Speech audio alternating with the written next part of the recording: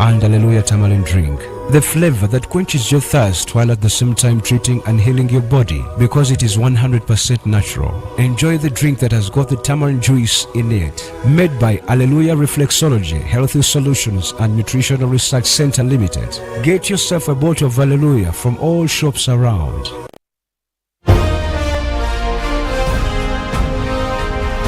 Live from UBC Studios in Kampala. This is Good Morning Uganda.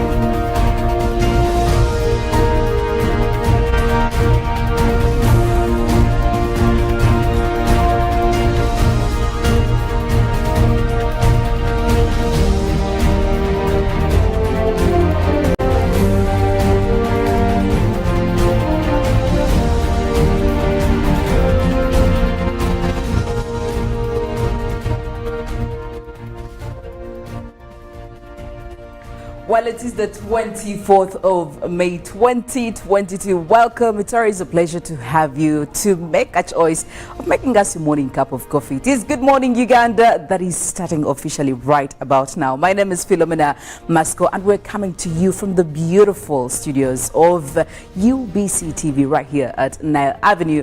On this Tuesday morning, there is a lot of preparations that are going on, and that's because of very many things that are going to be happening. But also, just to remind you, it is day 2 of the Makerere University 72nd graduation. Yesterday, it was all festivities, I will tell you for sure.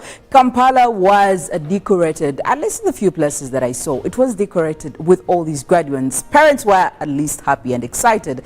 From what we thought or from what we anticipated, I did not see any parent going through such a very heavy heartbreak. You know how the students can be very unpredictable. But, well, I hope that this goes on all the way till Friday without any heartbreaks. Parents very happy, students very happy, and of course the institution very happy. We had His Excellency Yoweri Kaguta Museveni grace this special occasion. Of course, he did it virtually, but he did it anyway. Well, I am in the company of the beautiful Mollen, Kenyena, and of course Robert Kirabo, Nyonyintono, and I would very much want to know how ready they are, seeing that we have a lot coming up. We have the by-elections in the corner on Thursday. I will tell you they're heating up. Maybe just to start off with you, Robert, good morning. Good morning, Lady in Black. Good morning. How was your night and how were you? I will tell you for sure I'm not complaining. I'm doing all right. For us, we are ready. You know, Philo, what our mandate is look at these events as they unfold, analyze them, then communicate them. And for me, when there's so much news around, we are working. Yes. When you have the Omoro by-elections now where we are all watching, so much is being said, so much is being done, but we'll be here to give you that right, authentic, well-verified information concerning Omoro. Yes. Once that D-Day comes, that is 26th, not very far from today, that is Thursday. Then also when we look at Makerere, yes, we gave you what is happening and still shall be giving you what is happening. Now come to the sad eventualities of anthrax. That is in Bududa. This very actually had an outbreak of anthrax in Madi Okolo. You know that district? Yes, I do. That was and the way you've given it that touch, clearly, I know that district. So we had anthrax cases there, but Ministry of Health, we believe they did a very good work. At least we've not had that big outbreak of anthrax. You know, meat, milk, those are some things that some people can hardly do away with. Yet, yes, that is the cause of the trouble from infected animals. So you find that you have to quarantine, stop animal movement, tell people disease from taking milk, disease from taking meat, which may not be so easy. Yes. If doctors, for example, they tell them leave alone meat and milk, but you find these people stealthily trying to take at least a liter once a day, diluted, but at least a cent of milk. Well, it gives them the mental satisfaction that they have consumed these dairy products. Well, we are also yet to see that, and one person has been confirmed dead because of anthrax, and 10 other people in Bududa region are under treatment. So yes, it is a call out for you to be cautious, especially if you're in these areas. Well, good morning, Mollen. Yes, a very good morning to you, Philomena, Robert, and of course our viewers. But it's even when we're talking about that attack of a disease, you know, like the president always calls it, we are always at war with most of these things. It's a war, and Ugandans have gotten stronger with most of the wars that we've been fighting, especially with diseases like that. So I'm quite sure that Ministry of Health will still take that on and make sure that everyone is safe. But guess what? We're seeing more refugees coming to the country, and obviously the situation between DRC and Uganda border is not yet really clear, so which is why we're still having most of those refugees. And of course, the department is calling upon Ugandans to also be, you know, ready and welcoming to these refugees. But Philomena, Martyrs' Day is close, and we've yes, seen a lot of pilgrims actually taking their trek to Namugongo, and I think now Fort Poto is also on the move. We did see just a couple of days ago 2K also in the move, and it's interesting about them. They had their member of parliament, the female woman member of parliament, with them. Heading for Namugongo. I think this is all going to show that people are ready for these prayers for sure. But you see, we're talking about people. I would really want to find out from Mollen and Robert here. Has any of you made a pilgrimage on Martyrs' Day, for the real Martyrs' Day, aside from these other ordinary days where you go around to look at this beautiful place? Have you made a pilgrimage for Martyrs to any of the shrines, either the Catholic or the Anglican shrines? I think the right question would be, have you visited? It wasn't a pilgrimage? Robert, you can do better than that. Or have you attended service or mass? No, you see, you know, for me there are two areas where you get me right. If you ever want me to be open to you, yes, anything spiritual, I fear, so I'll tell you point blank. You know, pilgrims are these people that trek, move on foot for these long distances. In my entire life, I've attended prayers for about at the Anglican shrine many times, because I had an uncle who was a reverend canon and I was at his place, so it was mandatory. Namugongo, you have to go because everybody at home is going, but you're being driven and the home is entirely locked. As a student, I visited these shrines, but being moving, yesterday I saw 90-year-old from Barara, a program with a group. They arrived in Namugongo, 90 years, and I'm like, Jesus Christ. But isn't that challenging for you? A 90-year-old individual decides to make pilgrimage right from Barara all the way to Namugongo. Robert, you stay around Kampala Central, honestly. But I think even where I stay, if I was to, you people, this thing counts. But I think it's general, guys. I think it's you general. must, first and foremost, you must have that conviction. Yeah. And that meaning, I know people, I'm not accusing anybody. Yes. To get it's out of it, you know, spiritual things, you must feel that and understand the actual meaning. Why are you moving this distance, you know, what? Because to be honest, the old people from 70 that you said Namugongo, okay, let's lower down to NSS 55 years and above.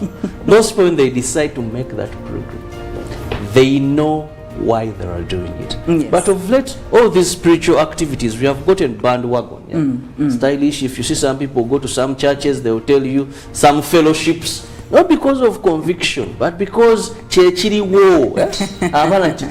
Namugonga, we continue, we go. Then after you find people, please, you hear police giving you cases, you hear those funnel rooms around all full to capacity. Yes. Yeah, I think that is why, if I don't feel that conviction, and I don't understand really why I should, for spiritual things to be particular, yes, I may not.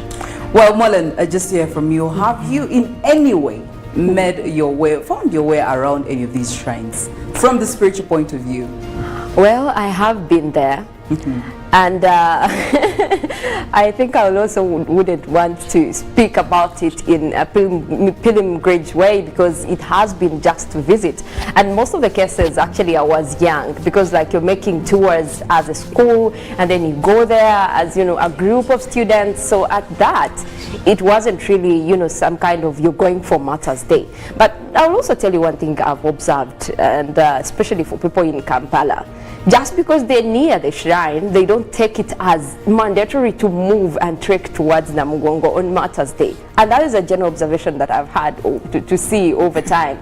And I'll tell you what is shaming at that. You will find people actually board from within Kampala yes, towards Namugongo, knowing that there are people who have walked distances from all corners of Uganda to go there. So I don't know whether it's because it's close, or they're just not spiritual enough. I don't want to say that, but having been it all goes back to their purpose. Why are you going to Namugongo? Are you going as a tourist? Yeah, because there's a Catholic museum, there's the Anglican museum. Are you going as a tourist?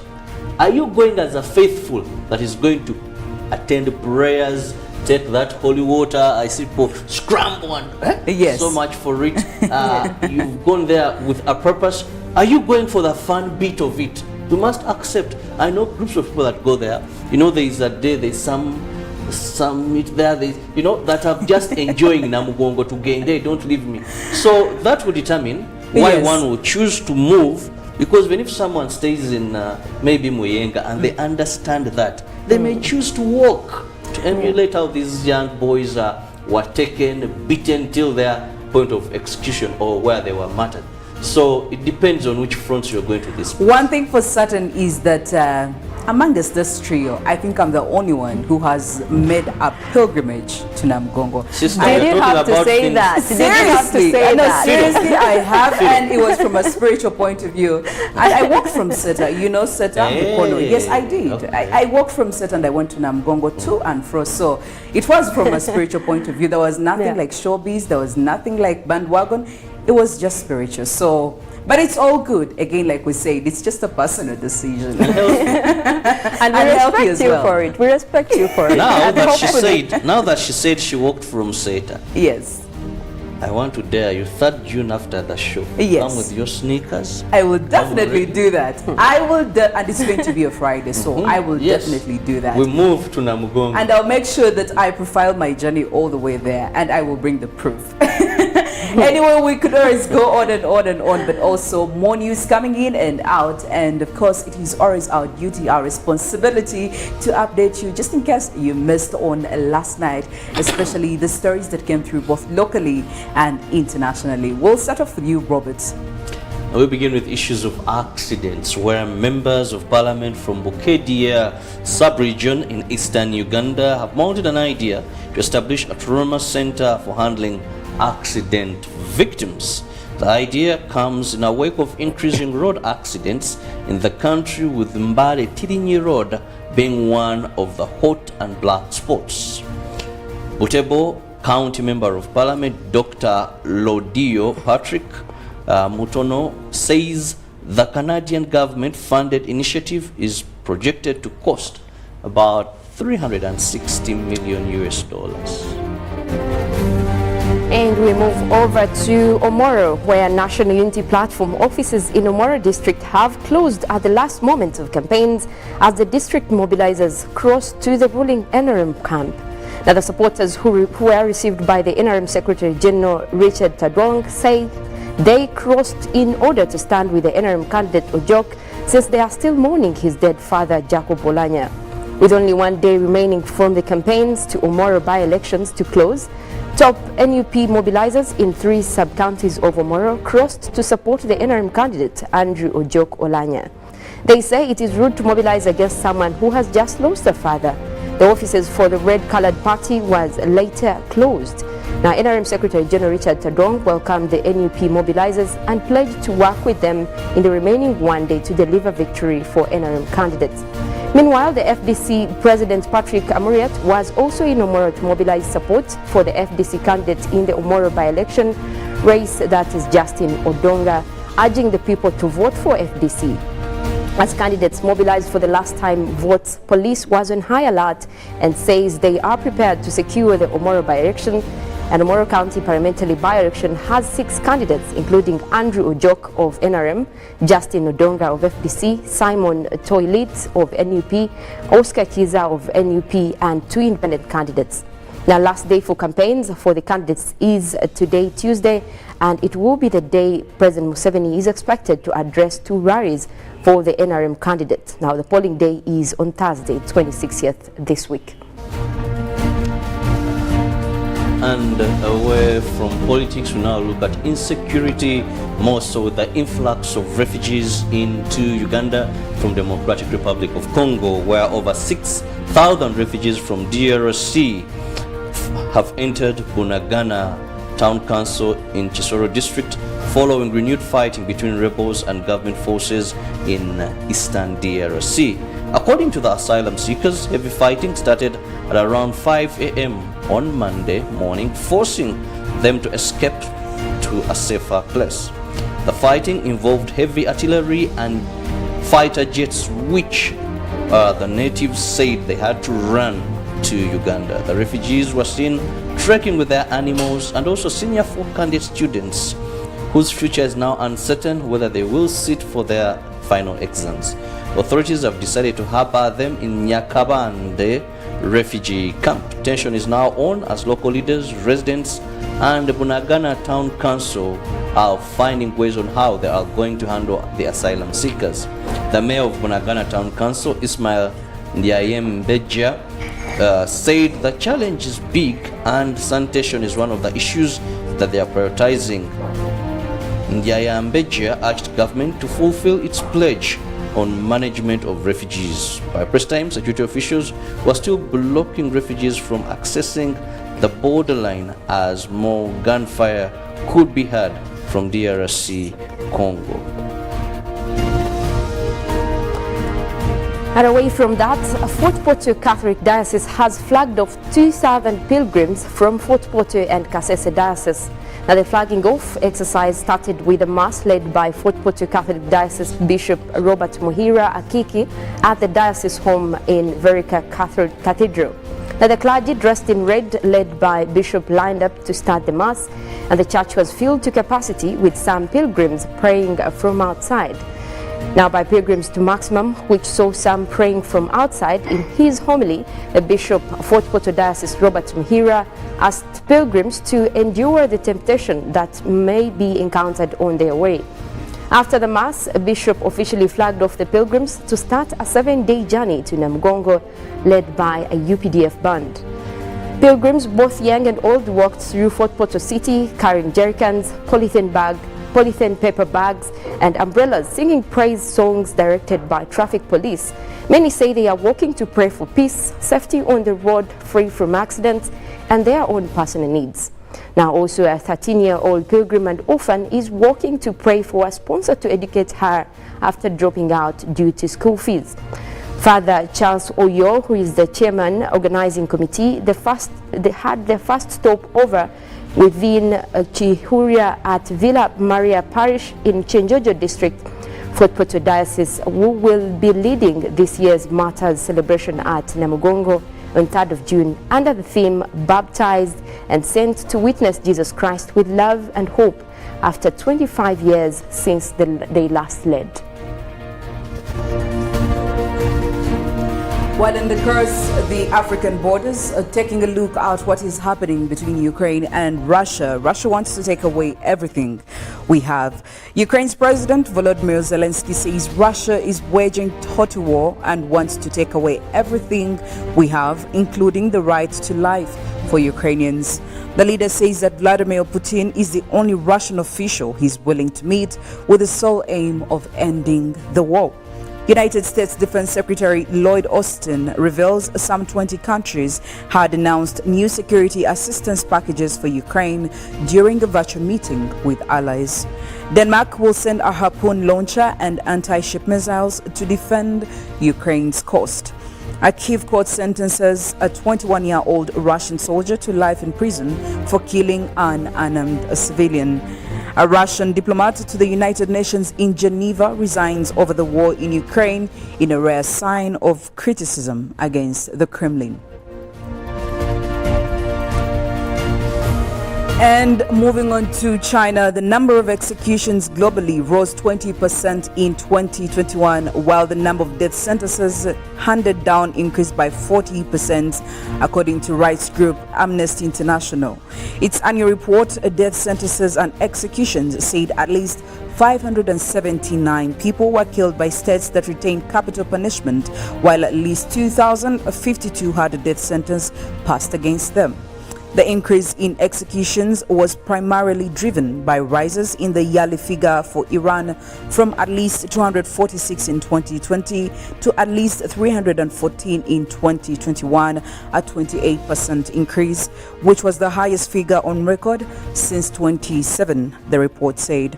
The spike in Iran appeared particularly for executions of people convicted of drug-related offenses, about 132, which represented 42% of the total and constituted a more than five-fold rise from 2020. The figures do not include China, where thousands are thought to be executed or sentenced to death each year in a system shrouded in secrecy. Amnesty said secrecy in North Korea and Vietnam, as well as the difficulty in accessing information on the use of the death penalty, continue to impair a full assessment of global trends. The rights group noted that executions in Saudi Arabia in 2021 were also more than double the number recorded in 2020, while countries including Bangladesh, India and Pakistan passed more death sentences. Amnesty also noted that retentionist states had resorted to the death penalty as a weapon in the armory of state repression against protesters and minorities. Now, the African Union chief announces impending visit to Moscow, Kyiv. A Senegalese president, Macky Sall, has said he's traveling to Russia and Ukraine soon on behalf of the African Union, whose presidency he currently holds. At a joint press conference with visiting German Chancellor Olaf Scholz on Sunday, Sall said that the trip had been due to take place on May 18th, that it didn't go ahead due to scheduling issues, and that new dates have been put forward. He added that he had received a mandate from the African Union to undertake the trip, for which Russia had extended an invitation. As soon as it's set, I will go, of course, to Moscow and also to Kyiv, and we have also accepted to get together all the heads of state of the African Union who want to meet with Ukrainian President Volodymyr Zelensky, who had expressed the need to communicate with the African heads of state, he said. That too will be done in the coming weeks. Russia's invasion of Ukraine, which has hit African economies hard due to rising cereal prices and fuel shortages, has met with a divided African response.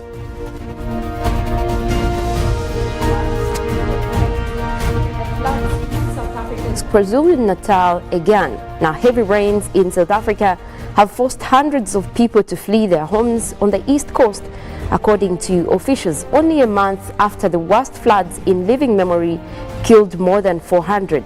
Now, the floods over the weekend hit the infrastructure, roads, bridges and damaged buildings, mainly in the port city of Durban, the capital of KwaZulu-Natal province and home to some 3.9 million people. Now, some areas are inaccessible and have become islands at this stage, KwaZulu-Natal Premier Shihile Zakala said during a news conference on Sunday.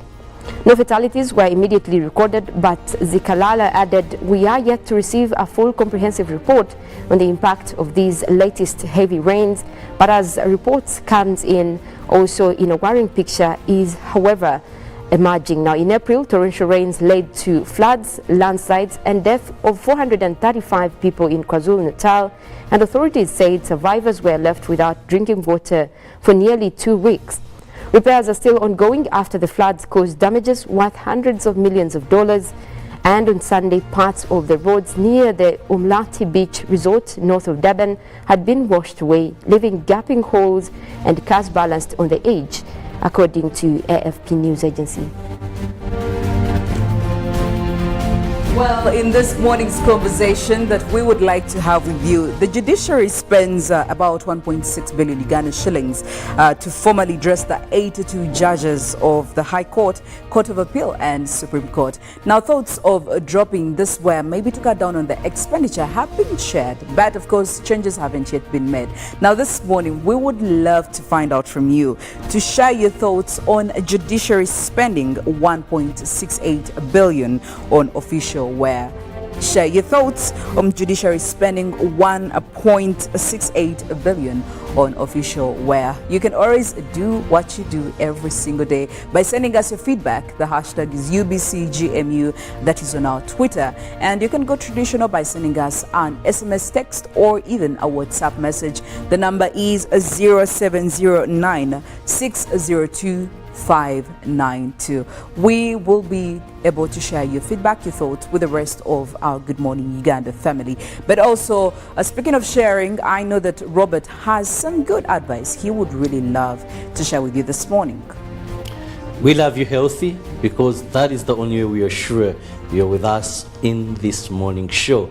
And therefore, my advice to you is take drinks that are indeed very relevant to your health. That is hallelujah tamarind drink and hallelujah ginger tea drink. When you take these, sickness will not be part of you because they'll boost your immune system. And I'm sure every morning you'll be up as early as we do because your body is in good shape. Well, I probably should carry one of those bottles while I'm headed to Namgongo to make my pilgrimage on Friday. So indeed, you also have a reason to carry one. Right about now, we're getting into that inspirational moment. It's a Tuesday. Yes, we're still early in the week. And yeah, as an individual, as a Ugandan, as a human being, we understand that you need something that will get you up and you get onto the grind. It's hard, but it's not impossible. We'll get into the motivation song this morning. And of course, right after that, we'll be getting into the topic of discussion on our newsreel, where we'll be talking about the refugees that are coming in Uganda. As a country, are we in a much better position to handle, seeing that we ourselves are already struggling, especially when it comes to the economy? And right after that, we'll be taking you to the papers, the press review, to see what made the headlines in the New Vision, the Daily Monitor, and of course in our neighbors, that is the Daily Nation. And of course, I'll be taking you to the roads and looking at the traffic situation on this Tuesday morning. Passable, impassable, all that I'll be revealing to you. Mollen will be here to give you more from the climate arena, and of course I'll give you the weather forecast, shining or not. That will be her mandate to give you. And of course, Robert will be here in at the top of the hour with the GMU agenda, and Ruben will also be here to give you more from the world of sports. So you want to stay around for all that, don't you? We'll be back right after this. Good morning.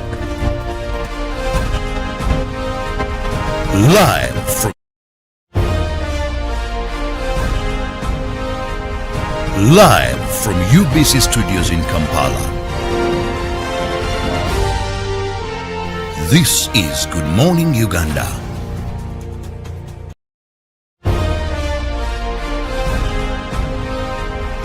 Live from UBC Studios in Kampala. This is Good Morning Uganda.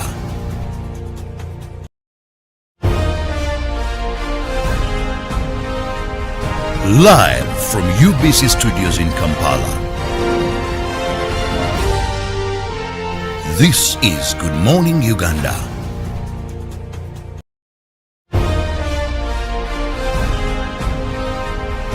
Live from UBC Studios in Kampala.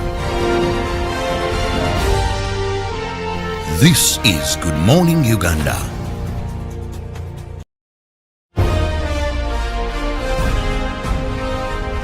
Live from UBC Studios in Kampala. This is Good Morning Uganda.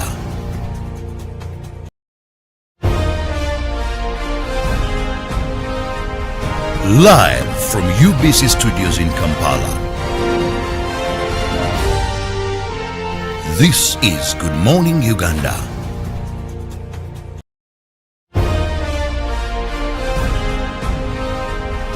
Live from UBC Studios in Kampala. This is Good Morning Uganda.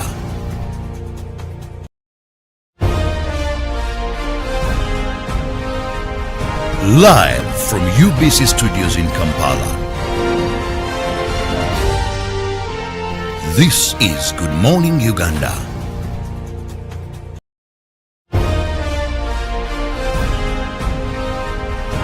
Live from UBC Studios in Kampala. This is Good Morning Uganda.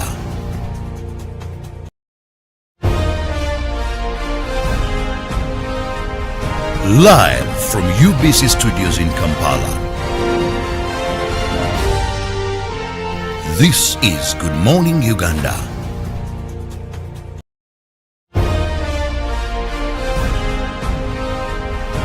Live from UBC Studios in Kampala. This is Good Morning Uganda.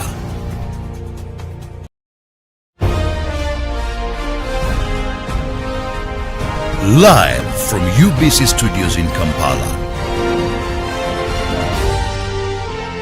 This is Good Morning Uganda.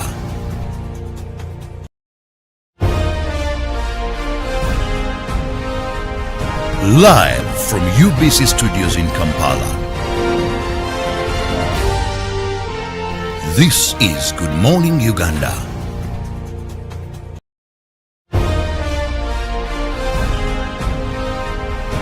Live from UBC Studios in Kampala. This is Good Morning Uganda.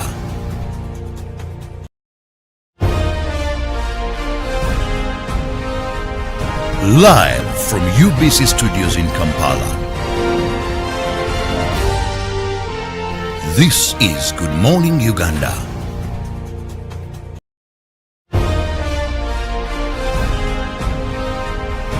Live from UBC Studios in Kampala. This is Good Morning Uganda.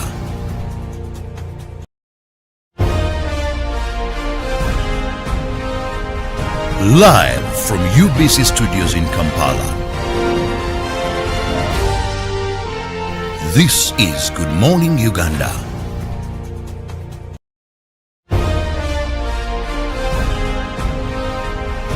Live from UBC Studios in Kampala. This is Good Morning Uganda.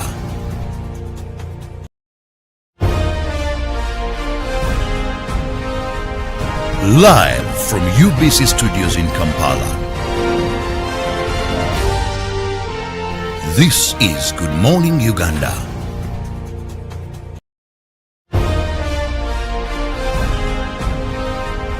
Live from UBC Studios in Kampala. This is Good Morning Uganda.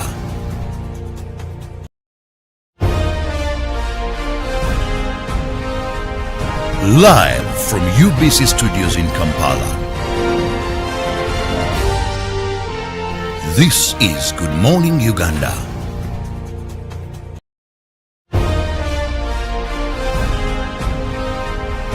Live from UBC Studios in Kampala. This is Good Morning Uganda.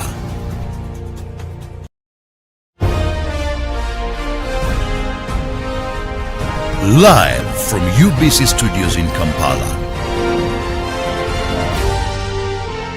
This is Good Morning Uganda.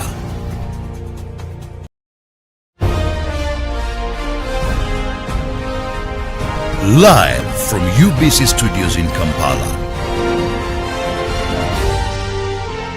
This is Good Morning Uganda.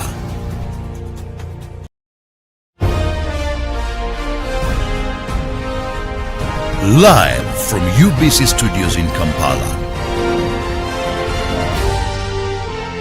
This is Good Morning Uganda.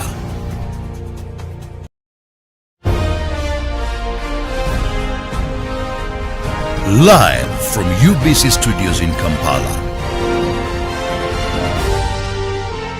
This is Good Morning Uganda.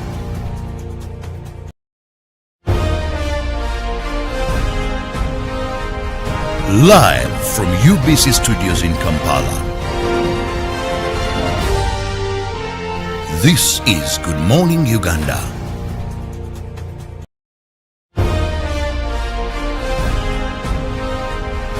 Live from UBC Studios in Kampala.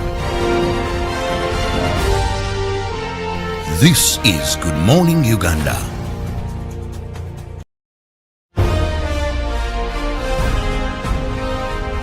Live from UBC Studios in Kampala. This is Good Morning Uganda.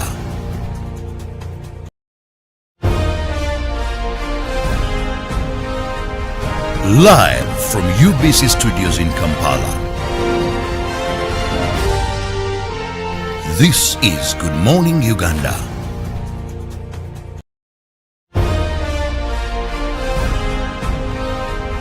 Live from UBC Studios in Kampala.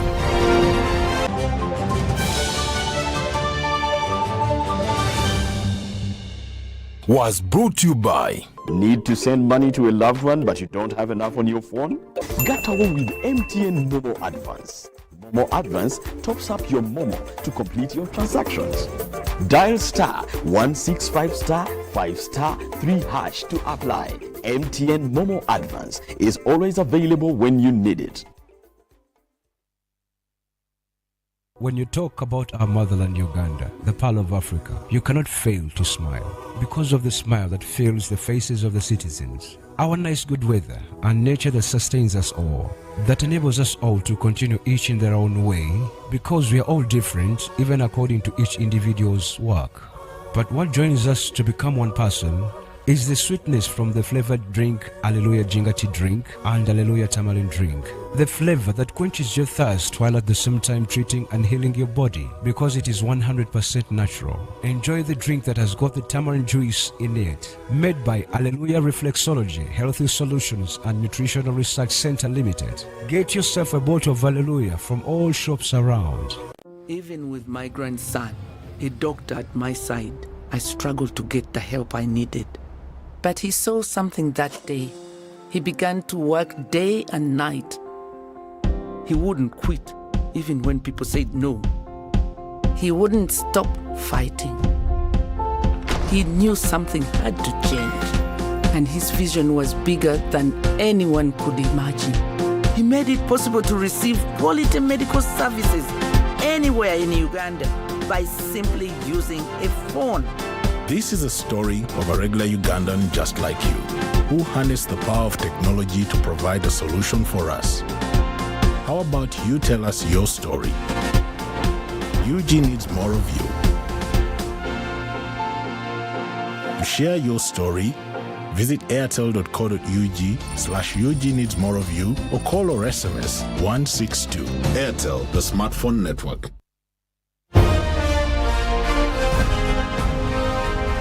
Live from UBC Studios in Kampala. This is Good Morning Uganda.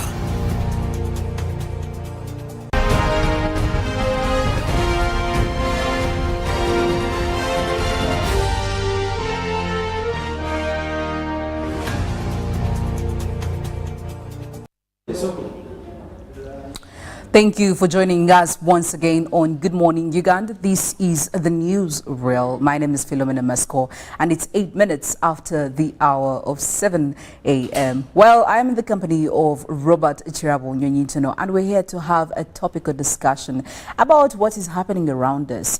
Whether you know it or you don't, definitely will be letting you in on this conversation. But before we dive right into that conversation, just remind you of the poll question that is running on our social media platforms, and that is of course concerning what would call the judicial official wear.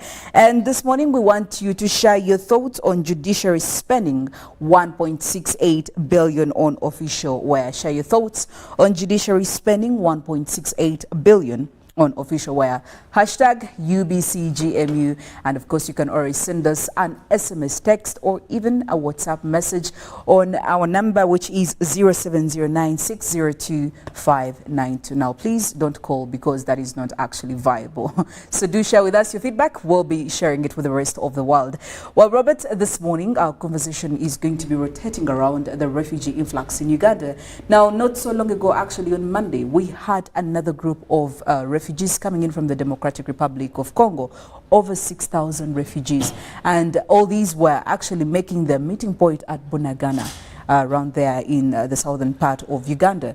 Now, this is not the first time we're seeing a bunch of refugees come to Uganda. Not so long ago, just a few months ago, we still saw other refugees coming in from Congo because of the fights that have been happening there between government and the ADF rebels. Now, this time round, when they resumed, it was, I could say, lethal. They had heavy artillery, jets were involved in all this. Unlike any normal human being, the response here is to save your life, save your family, carry the few things that you can, and run to the next ideally safe place, which seems to be Uganda. Now, looking at where we are right now, okay, back in the day, we had the capacity and the capability to handle all these refugees. We had aid coming in from other international countries. We had food rations that were okay from World Food Program. So we were in a good place. And also looking at very many other things that I will probably think are enabling all these. But again, we'll be discussing about that. But just for starters, where we are, Uganda, and looking at all these refugees, why do they look at Uganda as number one for them?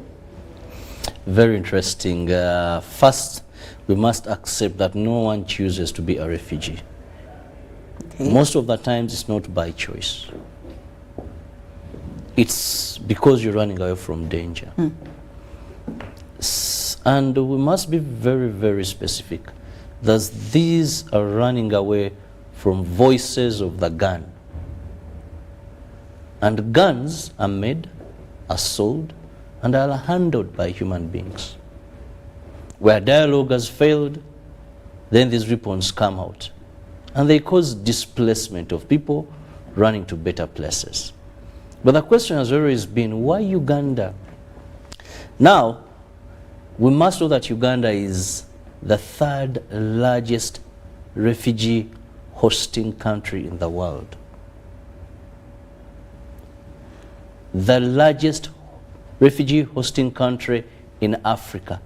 In Africa, we are second to none in terms of hosting refugees. That means we have the biggest refugee settlements here. We have the biggest numbers in Africa. And in the world, we are third in having these huge numbers of people coming to Uganda. The question is, why Uganda? In 2006, Uganda came up with a refugee policy that has been praised globally. And I was reading an article here. It says, under the Refugee Act of 2006, Uganda's asylum policy upholds key rights, including freedom of movement and and promotes also self-resiliency. Now, Uganda's self-resilience policy for refugees has been, listen to this, Philo, has been widely praised and described by the United Nations High Commission for Refugees as a model of development, yes, best assistance for other countries to emulate. In contrast to many refugee hosting countries, Uganda's self-reliance policy allows refugees the right to work, the freedom of movement, and other rights as citizens. Even the UN body that deals with refugees praises our model and calls upon other countries to emulate this model. Now, I must remind you that it was in February this year when World Food Program cut aid, most of food ratios, to refugees by 40%. And I hear they're about to add another cut of 30%. These are people that come to Uganda. So very few countries, if any, where a person can cross into that country, they are given land to cultivate, because we do this. They are allowed to engage in business.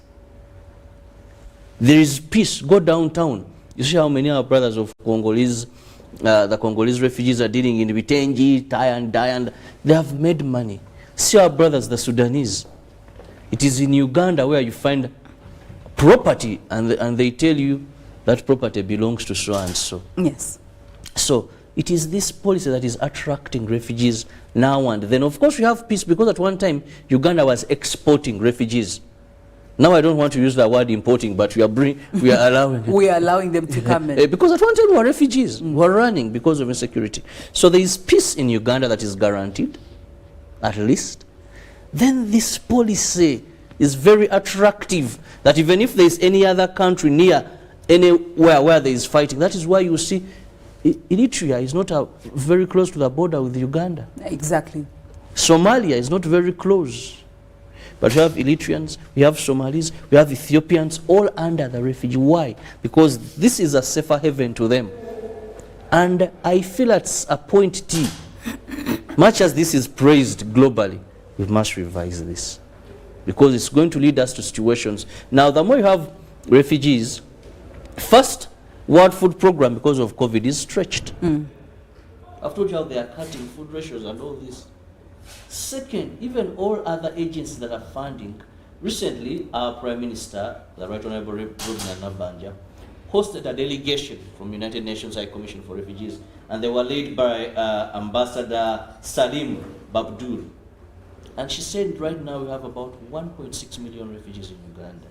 And we need about, that is 800 million US dollars to ensure that these refugees at least have water, they have sanitation is key when this will come in so much. But also she noted that since January, alone since January, we've had 50,000. Now you people viewing us, 50,000 people entry since January. Now we add on 6,000. That is about 56,000 refugees. If these are foreigners entering a country daily, Yes. not to do business, but they are coming as refugees, they're occupying land. More land is going to be shared by the indigenous people. You have outbreaks of a number of diseases. There are also challenges. And we must believe much as these other bodies give us aid, because remember we had a solidarity meeting here for refugees. Yes. And the pledges were made, but some have never been fulfilled. Now, Robert, seeing where we are right now, a lot is really happening. First of all, we did talk about the World Food Program cutting ratios. 30% is already off, and rather 40% is already off. And like you did say, there are plans that 30% is going to be cut off. That will be a 70% cut from 40, not 50, because 40 now they're going to add another 10. Another 10 as opposed to 30. Okay, now that is 50%. So we have 50% from World Food Program. We had other countries that came in with the aid, but now every economy on each to its own. Everybody is trying to make sure that they get back in place and they find themselves in a position where they can handle their people. So definitely some countries have also cut down on the aid for our refugees that we are hosting. But also looking at us as a country, already the economy, everybody is crying. People are making noise. The economy is not doing well. Now, if we are having very many other foreigners coming in, these refugees, because they will be, I mean, they're entitled to have some health care, some food, and, you know, in all these refugee camps where they are. So are we in, could I say, we are in a better position to handle all this? Are we able to actually give them what they're supposed to be getting? Because if we, the nationals, are already complaining, we are grumbling, we are making noise, we are crying to the president to do something about it. Now look at the refugees coming in. Are we in a better position as Uganda to handle all this? Not at all. But of course we must understand who a refugee is. You know, when you're running away from death, you may not have so many alternatives. I was told stories by my father how they moved from some place to Masaka, how they slept anywhere, because you're running for your life. Yes. All you need is knowing that no bullet is going to get me here. That I'll live to see another day. When you visit most of these 13 settlements that Uganda has, refugee settlements, I must tell you, the situations there are not that very good. They're not that very good. Even the basics we are talking about, one of the challenges I noticed there is sanitation. You know? Yes. The housing, this will have the tablings. So we are not at the best. And I want to tell you that even sustaining these huge numbers, the more they continue, surely is we can't. You see, we cannot have, should we continue with our open policy that is praised globally, we cannot have the resources at one point. The numbers are going to be so many for us to handle. Look at some of the pictures. You see the duplings, grass-thatched houses. You look at the children there. That is not the best we'd want them to have. Yes. But even a time will come when that we cannot handle, if we do not look at how do we end the problem. You know, there are things you can't sustain. It's just a matter of time. Just assume you have a population of 43 million people. Yeah? Yes. As a country. Now if you have a population of refugees that come to 10 million, because we may get there. Any country that has challenges, when Rwanda had, we still have some that came here. Rwanda is peaceful, they have never gone back. Because our policy doesn't force a refugee to go back.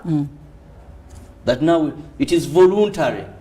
That let me go back. You have options. You can have actually options. choose to stay I around or remember go. His Excellency Paul Kagame saying, why should you still be in Uganda? Rwanda is safe. But they are saying, this part of Africa, milk of the land of milk and honey, who will go back? You've established yourself. I can tell you there are places where refugees have acquired a property. A person came as a refugee, somehow came to Kampala, he started a business. Now when there is an uprising in that area, other relatives come, they are first in camps. Then this one says, Jango Kolina Wenondi Mukola. They get on the bus, they're in Kampala. Next they are renting a house. Next it is a family. So then they will tell you, we want to be Ugandans. Yes. Can we find in our laws how you can find how you get Incorporate us there? Incorporate us there. yes. So we cannot sustain this. We need to first and foremost, international bodies are crippled right now. Yes. Our budget, you're looking at maybe about 48.7 trillion. If it is hard to fulfill to satisfy Ugandans in terms of health, road construction, all this, now if you are going to be inconvenienced, again to look into the plight of refugees, because once these bodies can no longer sustain them. The Prime Minister, when she was meeting this delegation, she said, we have qualified Ugandans. We want them to get those top jobs. And I was, okay, that is a fair bargain. Because what are we benefiting from hosting these refugees? Employment, fine, but key positions. Who are taking them in these international bodies? Who are taking these, you know? Have we used this position maybe to, is there anything tangible we can look at? We had COVID-19. Maybe that Uganda got vaccines prior to any country because we have huge refugees. What have we benefited as a country? You know, the locals, they will tell you scarce water sources. One of the areas of conflict has been water, has been land. A local doesn't have land in this area, but a refugee is demarcated a piece of land to cultivate. Scarcity areas. So I think we have been good enough. They have assisted us, but there's a time we need now to rethink. If we cannot have a permanent solution from the problem where it's coming from, yes, then we must revise how these are entering, their terms and conditions of stay, first and foremost, because it's those that are attracting them so much here, and then how and when do we take them back? Well, clearly we are biting off more than we can chew. Now, speaking of rethinking all these and trying to identify or at least standardize the solutions, we do have this refugee policy, which clearly is such a cushion for very many refugees. The fact that they enter into Uganda, they know they are okay. They know this is the starting point to a greater, or bigger and better life for them. I could say it is their dream. You know how they do have the American dream. I don't know whether it should be the Ugandan dream at this point. If but you're there and your only dream is as long as I get to that border and cross into Uganda. That's it. I have a starting point. But Robert, to get into this refugee policy, what can we do? Is there urgent need, a dire need actually, to amend it? Because this has happened over and over and over. This isn't the first time we are hosting such a huge number of refugees. We've seen the last couple of months, the last couple of years. Uganda, we're doing well at hosting them. But what can we do to make sure that this policy is bearable, but it's also fair enough for the Ugandan citizen and also for the refugees that are coming in? I want to give an example of many countries in Europe. At every time, they look at their laws and make amendments. There was a time when it was easy to access the United States of America. You know? Yes. These Norwegian countries, they were easy to access. But after a time, they look at their policy and they're like, here we opened up so much. It was easy for Ugandan, leave Uganda, go to the USA, meander around, use someone's account, offer some time, get a green card. But each time you hear they have tightened, why do they make this stringent and tightening? Because they look at the impact of these people coming into the country. Britain was in the European Union. You remember the Brexit? Yes. It sat down and said, no, look, this free movement, free this, free that, we are not benefiting as a country. These other countries are benefiting more than we are. So why should we still be in this marriage? Yes. They pulled out of the marriage. So countries must be able to understand that at such a time, if we can't have the permanent solution, then we must see how do we still protect our country, that the indigenous people. For us, we read the Bible, and there is this story of Joseph. This young man went to some country because he was favored by God. When he reached there, his group he came with, when his brothers came, the father came, yes, they multiplied that at a certain point they almost exceeded the number of the indigenous people. And there had become a problem. There had become a problem that after his death and all that, this was to say enough is enough. So Uganda as a country, we must tighten. One, if people know they are going to come, even though we go to many countries, if you want a refugee, you need a work permit. There are some rights that you don't have as a local or a person of that area. Two, there should be another in the East African community. Can't we share refugees? If Uganda in just January to today, you have over 50,000 refugees, can't we share amongst other countries in the spirit of East Africa, in the spirit of humanitarian grounds, that some of these people come, then they go to these other camps? Why do we seem to equally, to always share the burden, to have the burden alone? Let's give some to Tanzania, give some, distribute them. When we had the Afghan refugees, I don't know where they are, by the way, but I saw countries yearning to have them. Our brothers in Rwanda, I think they even gave it to all the girls and what. Then all countries were yearning to have them. I want to see them yearn to have our brothers from Congo. Yes. Have our brothers from Somalia, Eritrea, have our brothers from these other countries. That in the spirit of East African, I want to see that. Not only trade. No, let's also share this burden. Because it is not a Uganda problem. These are not Ugandans that are being sent back to Uganda.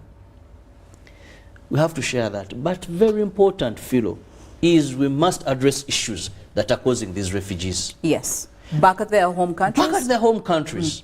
Now that Congo is into the East African community, We cannot continue. We need a standby army as East African member states, and I'm happy when I see efforts into that direction. We need to see countries stopping. When we talk about the M23, that is the March 23rd movement. Yes. If you look at its history, its leaders were part of the Congolese Tutsi army that was once, I want to be very clear, once, according to reports we read, funded by two countries, us and our neighbors, supported. Of course, now I don't. It is clear that now they are no longer. So most of these problems that are caused by one country harboring a rebel group that is attacking the other in the same East African community, or one country supporting, leave alone harboring, that you have a forest there, they're not caring about them, but some giving them weapons, giving them medicine, supporting them. So if we are in this community, harboring, supporting should be one thing we don't tolerate. Then if you have a standby army that is able to help any brother where there is a rebel group, any brother that Uganda, the states have this army, we just know what is happening in Congo, because this M23 has become a problem. Yes. In 2012, it attacked almost and captured a number of cities. But I want to tell you, if under AMSOM forces, we are doing all it takes in Somalia, though still you will ask who is funding. Who is funding it? Who is funding AMSOM forces? Still that will be a question. Yes. Because we may say we are doing good work there, but because maybe you have someone who is funding. But can't we have these member states now say which area needs peace? Sudan, for you go on round the table, your things are easy. You sit, debate, whatever, handle that. But for Congo, where you have rebels being a problem, choppers, whatevers, Uganda did it with the ADF. Why can't other countries come in and we hit and remove M23 out of the Democratic Republic of Congo? Than thinking we need more aid, we can't sustain this. Well, I honestly want to agree with you on that, Robert. Just because we are all on the East African bloc, it does not necessarily mean that we are burdening each other. Yes, we can share the burden, but it can't be one-sided. So indeed, I believe that the issues that are really causing this, the root causes, are right from the Democratic Republic of Congo. We need to make sure that peace is restored in these areas, because if all these wars keep breaking out, Uganda is going to get to a gagging point, and we cannot handle all this. Well, that's it from our newsreel this morning. Of course, this story still continues, and we can always keep updating you, but also just to take you through the poll question this morning that is on our Twitter. We want you to share your thoughts on Judiciary spending 1.68 billion on official wear. Share your thoughts and views on Judiciary spending 1.68 billion on official wear. Hashtag UBCGMU. You can WhatsApp us on 0709 602 592, and also the same number can be used for you to send us an SMS or a text message. We'll be sharing it with the rest of the world. Right now, we're taking you to the papers to see what made the headlines. That is, of course, the New Vision, Daily Monitor, and Daily Nation. We'll be back. Good morning, Uganda.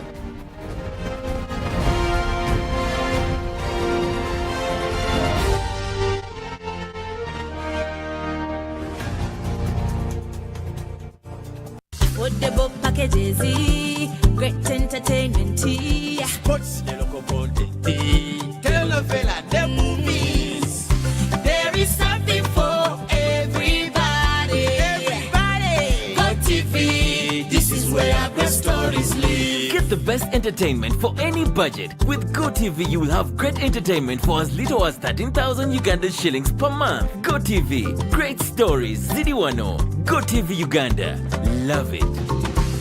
Get connected today with the My Airtel 4G smartphone and enjoy free data for 1 whole year worth 86,500 Uganda shillings. That's free 2 GB for the first month and free 1 GB for the next 11 months at only 250,000 Uganda shillings with free data for 1 whole year worth 86,500 shillings, making the effective price of the 4G phone 163,500 shillings only. Airtel, the smartphone network.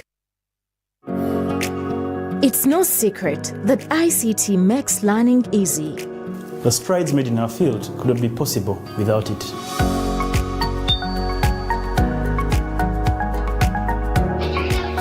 And now we can watch our favorite show.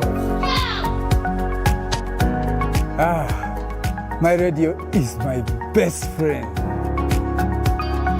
UCC provides an enabling regulatory environment and policy guidance for healthy competition. We also facilitate ease of doing business in the communications sector through licensing, standardization, spectrum management, tariff regulation, rural communication development, and consumer empowerment.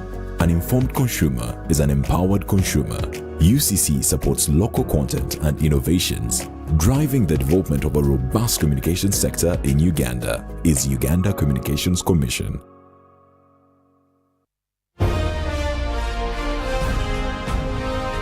Live from Now Avenue in UBC Studios. This is Good Morning Uganda.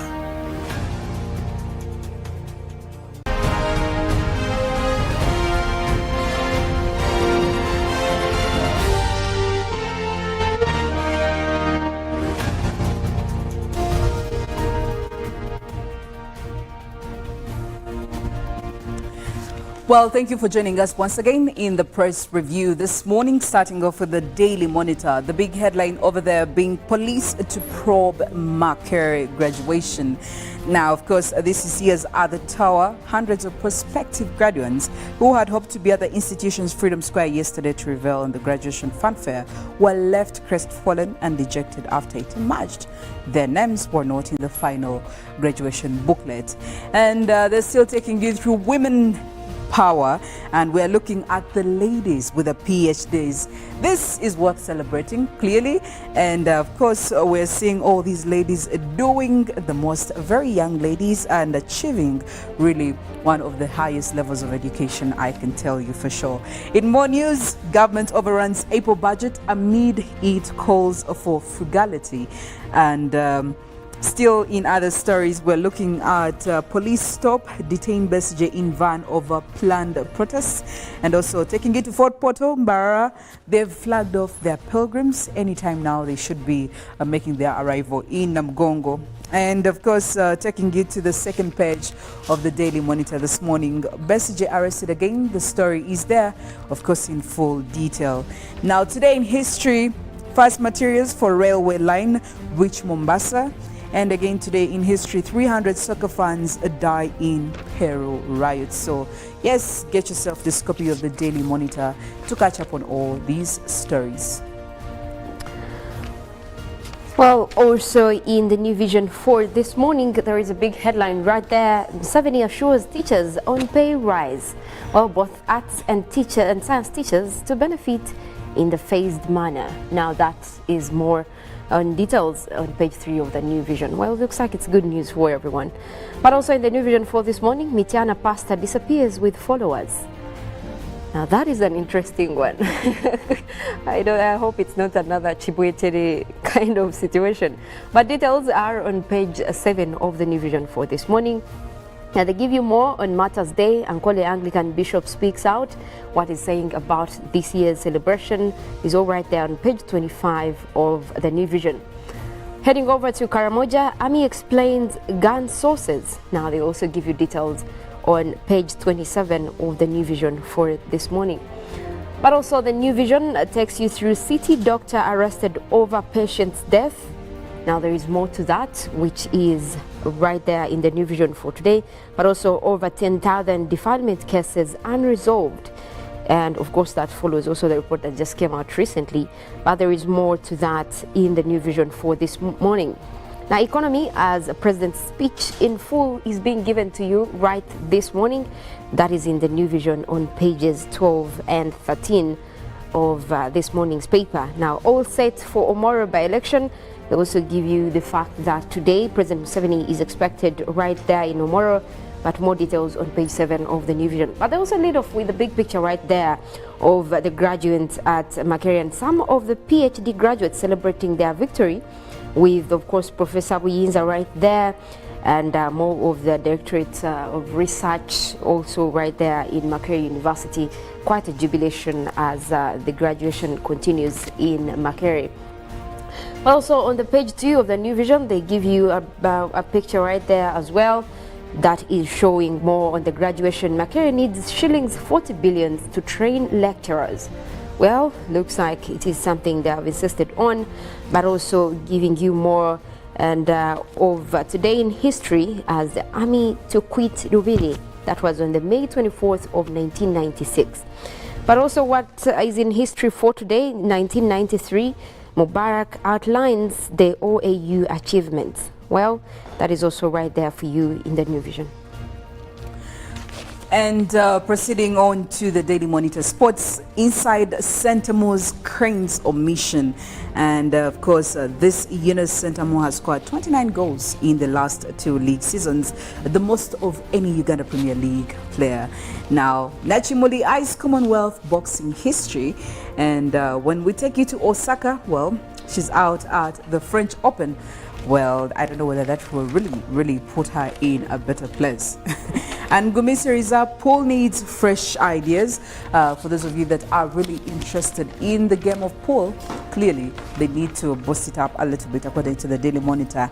Moving on to the second page of the Daily Monitor, change long overdue. And Gumisiriza are still the continuation of his story. And again, taking you to Nachimuli, who could be Uganda's first female boxer at Commonwealth Games. All that in the Daily Monitor on this Tuesday morning. Well, also the New Vision Sport leads off with a story about Yunus Sentamu, who is on the Cranes team now 24 hours after his initial omission by Mitchell. Well, interesting twist right there, but that is as the Ghana Cranes prepare for the 2023 AFCON qualifiers. And you can get the paper and also get yourself to know the 34-man preliminary squad that has been chosen right there to represent the Uganda Cranes. But also in today's New Vision, they show you Uganda Secondary School Sport Association President Okanya, who is happy with the Ugandan 7 medal at the 19th edition of the International Schools Federation. That is right there in IS under 18. Those games are already ongoing in France, and of course they also give you more details. And the ladies right there, the medalists Maureen Chebet and Priscilla Akedo posing right there after the games. Well, today's New Vision Sport also gives you Chigozi gives motocross a touch of his culture. Well, as he's racing right there, and of course in the veterans competition that is also being shown. Nkumba on song, they give you the win that took Nkumba to 9 points from 4 matches, same in the group leaders as Mobs. Well, there is much more to that, and of course they're giving you highlights in the Spanish La Liga, Italian Serie A, the English Premier League, the German Bundesliga, and much more of that in today's New Vision Sports.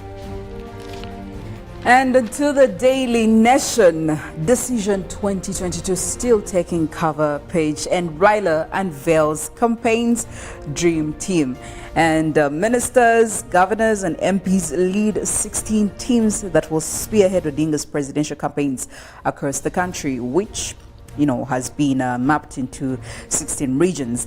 And the front page has all the pictures of the people we are talking about, all these MPs, governors and ministers that will be in this campaign trail. Now, there is focus on Nyeri. Battle for governor's seat has Mutahi Kahiga of UDA, Ephraim Maina of Jubilee, and Tuo Mathenge of the New Democrats. That is on page 23. And Wiper resolves to drag Kalonzo back to Azimio. Also that in the Daily Nation. And by the way, we'll be broadcasting that election live. And just to remind you, 77 days to go. So you need to be on the alert. I will tell you, the entire East African countries and even the world is watching to see who will be next Kenya's president in 77 days. We'll be having an answer to that. So yes, more reason for you to grab yourself the Daily Monitor this morning, and rather Daily Nation, and catch up on all these stories. Well, taking you to the poll question this morning. Share your thoughts on Judiciary spending 1.68 billion on official wear. And on Twitter, we have quite a number of feedback coming in. And Iowa Emma Emmanuel, you're saying that's being extravagant. People are dying in hospitals because of lack of proper medical attention, and some people are using a lot of money of dressing. How will their dressing help government? I beg your pardon, how will their dressing help grow their economy?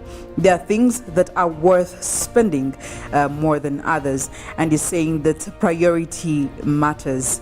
Well, there you go. And of course, the wear we are talking about, by the way, you need to go and look for it because it has had quite very many people talking, and very many people seem to be in total disagreement with this. But again, that is why we give you a platform to share your thoughts and views, and we can always share all these your 2 cents to the rest of the world. And good morning, Uganda in general. Well, at the start of the show, I did promise you that I'll be giving you the traffic updates. And I will tell you that yesterday, the traffic around Makerere University, seeing as it is a graduation week, it was quite a heavy one. Now, this morning, I want to focus on areas of Makindye Division, and we'll be looking at Gaba, we'll be looking at Bunga, Chisugu, Muyenga, Bukasa, Namuongo, as you're trying to head into town. And I will start off with Kalungu as you're headed towards Gaba. I could actually say that the traffic in this area is quite heavy on some roads, as we're seeing quite some heavy spots. So yes, you do expect this if you're using this main road to get to the city center. There's some traffic spots over here and then some traffic buildups over there. So if you're headed to Bunga, so your stage coming in from this area, you need to be very, very cautious and start looking for plan B if you can. Now, as you approach Gaba Road, you need to also be expectant of high traffic or crazy traffic. And also the build-up is clearly evident. Now, these orange lines show you that the traffic build-up is getting on board and in several spots, just not one spot. There is this over here, there is this over there, and also people coming in from Chiwafu Road. Because this is a joining spot, the traffic is quite intense over here. So yes, do expect some heavy traffic over there. Now, as you're headed towards a town and maybe you're coming in from the areas of Muyenga, Tanki Road is also quite busy this morning, I must say. The traffic buildup is over here and over there. So yes, it's not a free road. Usually it is on several mornings, but today seems to be a different story. Now, people in Bukasa headed to town, well, I could say that the road Bukasa Close is actually quite a very, very navigable road this morning. The traffic is really less. A few, of course, traffic buildups here and there, but it shouldn't be a very big problem for you.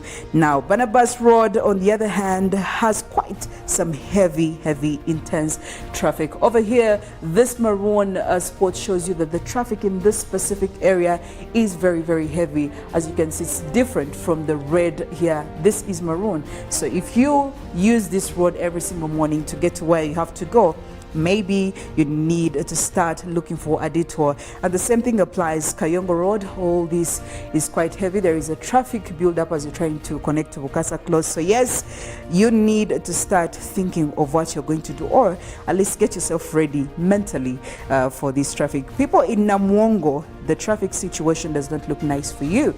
Over here, the traffic is very heavy, it's very intense, and as you also go through the road, in several spots, it's building up, so it gets worse by every single distance that you're making. So people from all these areas, Namuongo, if you're trying to access the city center, I could say that you need to start looking for plan B.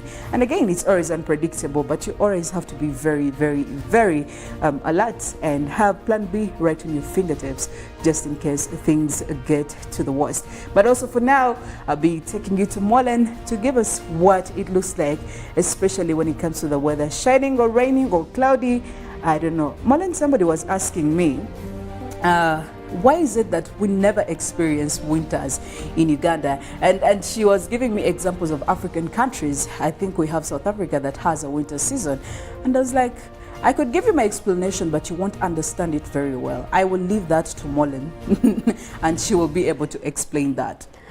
Well, winters explain, of course, they go a long way to, signify the different seasons we have in the year, that is across different areas within the globe.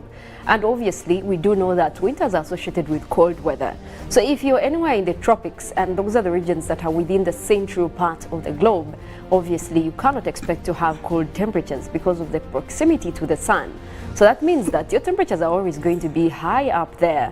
So that cannot allow for winter to happen. So I don't know whether it's luck that we as people in the tropics or East Africa as well, and most of Africa, we don't experience winter because of that kind of relation with the sun. It is literally overhead our area. However, South Africa does experience winter because at least for them, they are quite far away from the sun's vicinity. So either way, part of Africa does experience winter, but I don't know whether I will be, comfortable with having winter.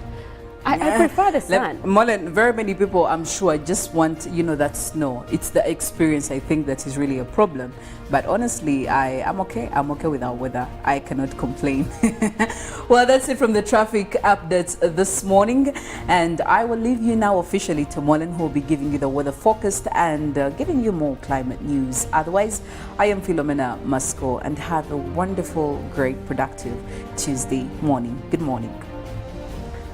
Well, thank you very much, Philomena. Now, we continue to see a lot when it comes to impacts of climate change, and obviously one that we have seen recently is mostly about drought. Now, drought has been a major issue, of course, from fueling the heat waves, the heat waves in the US, and of course to a lot of areas. We have seen Pakistan, India dealing with similar issues of heat waves. However, we are concerned about the frequency at which this is happening, because throughout the world, it seems like it is something that is making everyone get troubled.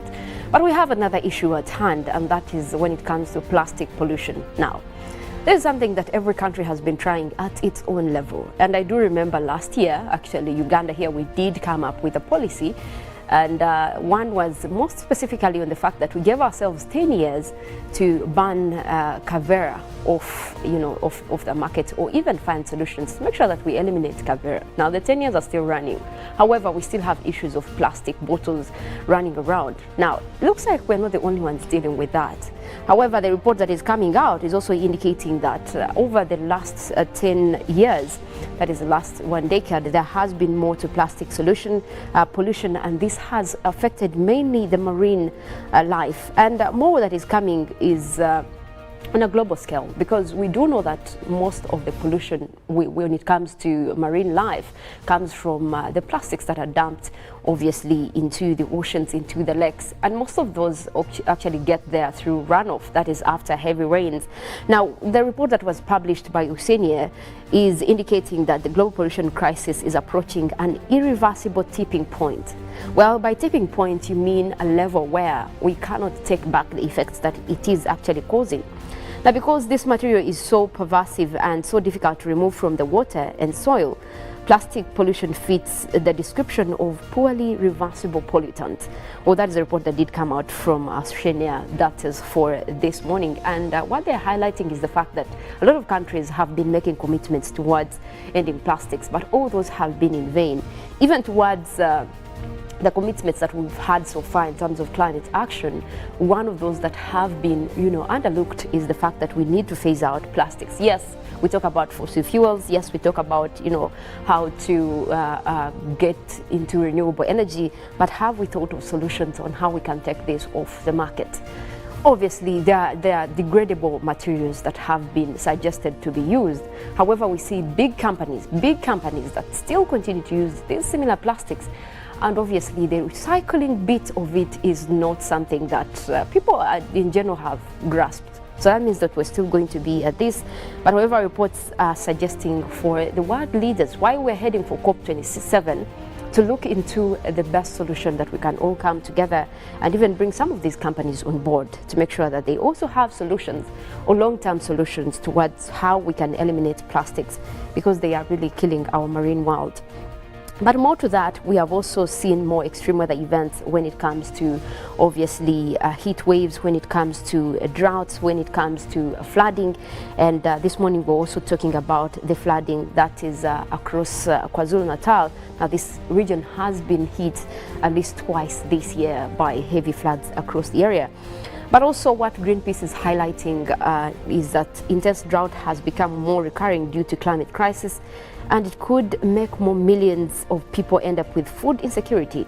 Now at this time, all we can think about is the fact that more of the people that are getting effects of climate change are actually the vulnerable communities, all the vulnerable economies that are struggling when it comes to food security. Now imagine that being because your economy is not doing well, but more to that is it is intensified by the fact that you have climate variation. The food production is getting low because obviously the rains are not performing, the droughts are extended, and that is going to take a toll on most of these economies. And obviously we're talking about developing countries where most of us in Africa belong, and Uganda as well. But you look at also economies and countries like India, they have been dealing with heat waves, and just after that they are now dealing mostly with now floods that are coming in from the monsoons. So this is something that is catching everyone's eye. But away from that, we also did have reports this morning of another catastrophe, that is where 5 people have died after severe thunderstorms in Ontario and Quebec, where hundreds of thousands have also been left without power. Now that picture right there is showing you some of the mess that was created as the power lines went down. That is from yesterday. Now these areas, of course, across Canada, this followed a kind of a severe storm that did start off earlier. That was yesterday, where most of the buildings were destroyed, but also on Saturday, that is coming through from Environment Canada. That is when we saw a severe thunderstorm that did take those 5 fatalities reported, and of course other few were injured due to this kind of power surge. But also more on that is that a lot of power lines were destroyed, and of course with the outages across the city of Ontario, that is throughout Saturday, Sunday to Ottawa as well, where even up to now the power has not been restored fully. And of course this left 350,000 people without power even up to now. But we do know that authorities are making a lot of trials to make sure that power is restored. And it seems like these days, whenever we have some kind of rains that are coming through, most of that is actually coming severely. So we no longer have a trend where we can just have normal rains coming through. Any event that you hear that there has been heavy rains, it's going to be associated with extreme weather, and that is what is worrying everyone. But we do hope that this is something that can, of course, compel world leaders who are taking issues of climate change and climate action seriously to know that there is need to be commitment to get out of this, because we're getting tired of reporting the bad news because of extreme weather events, yet we have a window to reverse some of these things. Well, as if that's not enough, we already still have more reports on heat waves. Now, one is now closing in over Spain, and they have been experiencing record-breaking heat wave for May, but looks like they've also reached, a record where they're looking at now 40.3 degrees Celsius. That is in one city. That is according to the National Weather Agency. Now, what they're saying is that there has been a heat wave, yes, of course, throughout May, but it is just on Friday that they did record temperatures going up to 40.3 degrees Celsius, and we're waiting to have it verified as a record-breaking number. And this morning that has been verified, and looks like this is beating a lot of records that they have had in the past, higher than the average for the time of this year. Now, it looks like much more of that across Spain obviously has been attributed to the fact that they have also been dealing with drought cases, and obviously with also the crisis happening with the heat wave, most of these numbers are being broken now. It's not the only area we have seen record-breaking numbers. Also, India was reporting record-breaking after that heat wave also hit them, but now they are starting to recover. However, as one country recovers, you look at more getting record-breaking numbers, and it looks like now it's becoming the trend. And I'll tell you one thing, whenever I say I'm worried about these extremes, it's evident, because now the evidence is there, and almost everyone is suffering equally when it comes to the effects of climate change. So whether you're a big economy or a small economy, your contribution towards fighting climate change is going to be valid, because while we all plan to move to renewable energy, this should not matter what you can afford, because we know that this is what we can afford. For example, we cannot sit back and wait for a big economy to act well on climate action when we continue to pollute our environment. That is something that we can also work on even when we don't have the resources to actually fulfill most of the commitments that were made at COP26. But this morning we also want to go ahead and take a look at the satellites over Uganda and see the weather that is happening across the country. And from what I can see right here, most areas are having mostly cloudy conditions across Uganda. We do have a rain system though that is coming off across the West Nile. That is already parts of Arua having a little bit of rains, and that system seems to be continuing towards the central part of northern Uganda. That is where we do have Gulu. Where you see the orange yellow colors to blue, that is the rainy system that I'm talking about, that is extending from Congo towards West Nile. That will be bringing us more rain even for this morning. Now it looks like we have a bigger system coming from Congo as well, that is across Isiro, where you see the dark red and black colors right there. That is a system that is also headed our way, and mostly that will be bringing us rains, especially across the western parts of the country. You can't brace yourselves up for those rains. Looks like it is moving fast, and that could also be getting there at least within 1 to 2 hours. But looks like also that one over northern Uganda is starting to clear up. That will be giving us mostly sunny intervals across the Choga region, but also Karamoja region starting to build up with just a few of those clouds developing and already bringing us quite some light rains over there. So most likely that system will also be going on across most areas, especially to the northern side of Karamoja, bringing us rains over there. But most of that will also be reintroduced in the afternoon. We do know that the rainy season for the northern part of the country is on and could be giving us more rains for the month of June, like that was highlighted in the regional forecast. But eastern Uganda this morning continues to have mostly sunny weather, and we're looking at cloudy across Kampala and most areas within the Lake Victoria Basin. Already we do have expectations of those rainy conditions expected for this morning, but we'll go ahead and take a look into our forecast for this morning. We'll look at different areas across the country and also the numbers that we do expect across the region. Now it looks like most areas actually for today might be dealing with rainy weather. That is mostly across West Nile, obviously Western Uganda as well. That might be dealing with most of those rains. But Eastern Uganda, Soroti, Katakuya, Muri and Kumi, we are forecasting isolated rains that will be starting off with quite a pleasant 26. The western side of Lake Victoria is also forecasted to have those rains through, and that will also be starting off at quite a cool 26 degrees centigrade. That system also expected in the afternoon. Now across Mount Elgon Highlands, Mbale, Bududa, Buko, Sironko, we're forecasting isolated showers, and also those will be starting off at cool temperatures of 23 degrees centigrade. That system is also expected to clear by afternoon. The eastern side of Central, where we have Ruwero, Woblenz, Bururi, and Kaseke, we're forecasting isolated showers as well. Temperatures will be starting off with a chilly 25. Across the central parts of northern Uganda, we already have those rains coming through right as we speak. Across Gulu, also parts of Kitgum, Padel, Adjumani expected to have those rains, and those will be crossing over into the afternoon.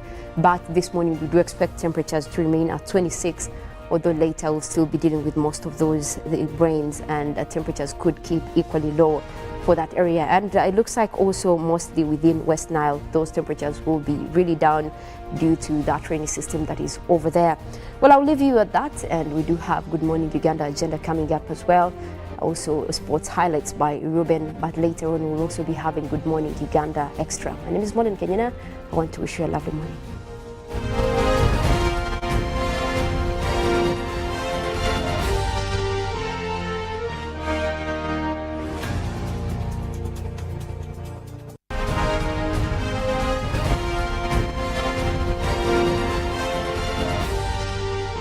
This is Good Morning Uganda.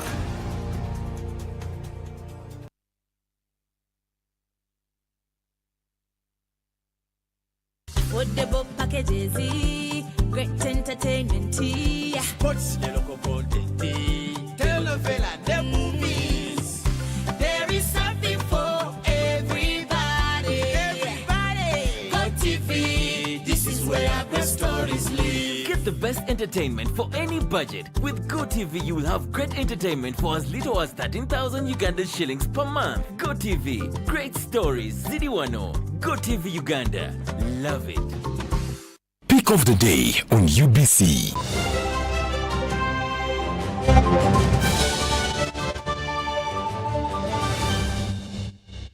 Was brought to you by. Need to send money to a loved one but you don't have enough on your phone? Get away with MTN Momo Advance. Momo Advance tops up your Momo to complete your transactions. Dial *165*5*3# to apply. MTN Momo Advance is always available when you need it.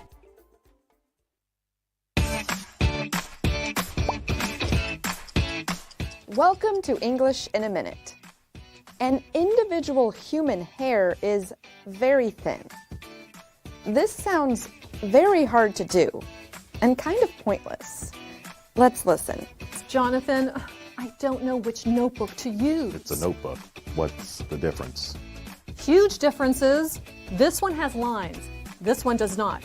This one has a spiral binder. This one does not. Okay, now you're just splitting hairs. When you split hairs, you focus on really small and unimportant differences between two or more things. This is a useful expression during an argument.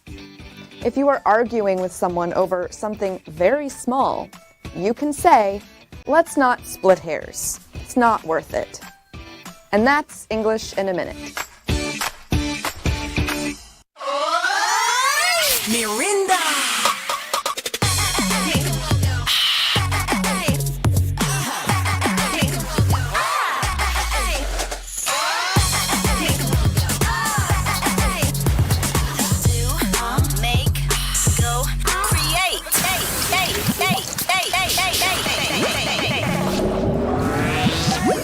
Grab yourself an ice-cold bottle of Mirinda Orange at any shop or supermarket near you. Mirinda Orange, the taste that makes you go OMG. Even with my grandson, a doctor at my side, I struggled to get the help I needed. But he saw something that day. He began to work day and night. He wouldn't quit, even when people said no. He wouldn't stop fighting. He knew something had to change, and his vision was bigger than anyone could imagine. He made it possible to receive quality medical services anywhere in Uganda by simply using a phone. This is a story of a regular Ugandan just like you, who harnessed the power of technology to provide a solution for us. How about you tell us your story? UG needs more of you. To share your story, visit airtel.co.ug/UG needs more of you or call or SMS 162. Airtel, the smartphone network. Live from Now Avenue in UBC Studios. This is Good Morning Uganda.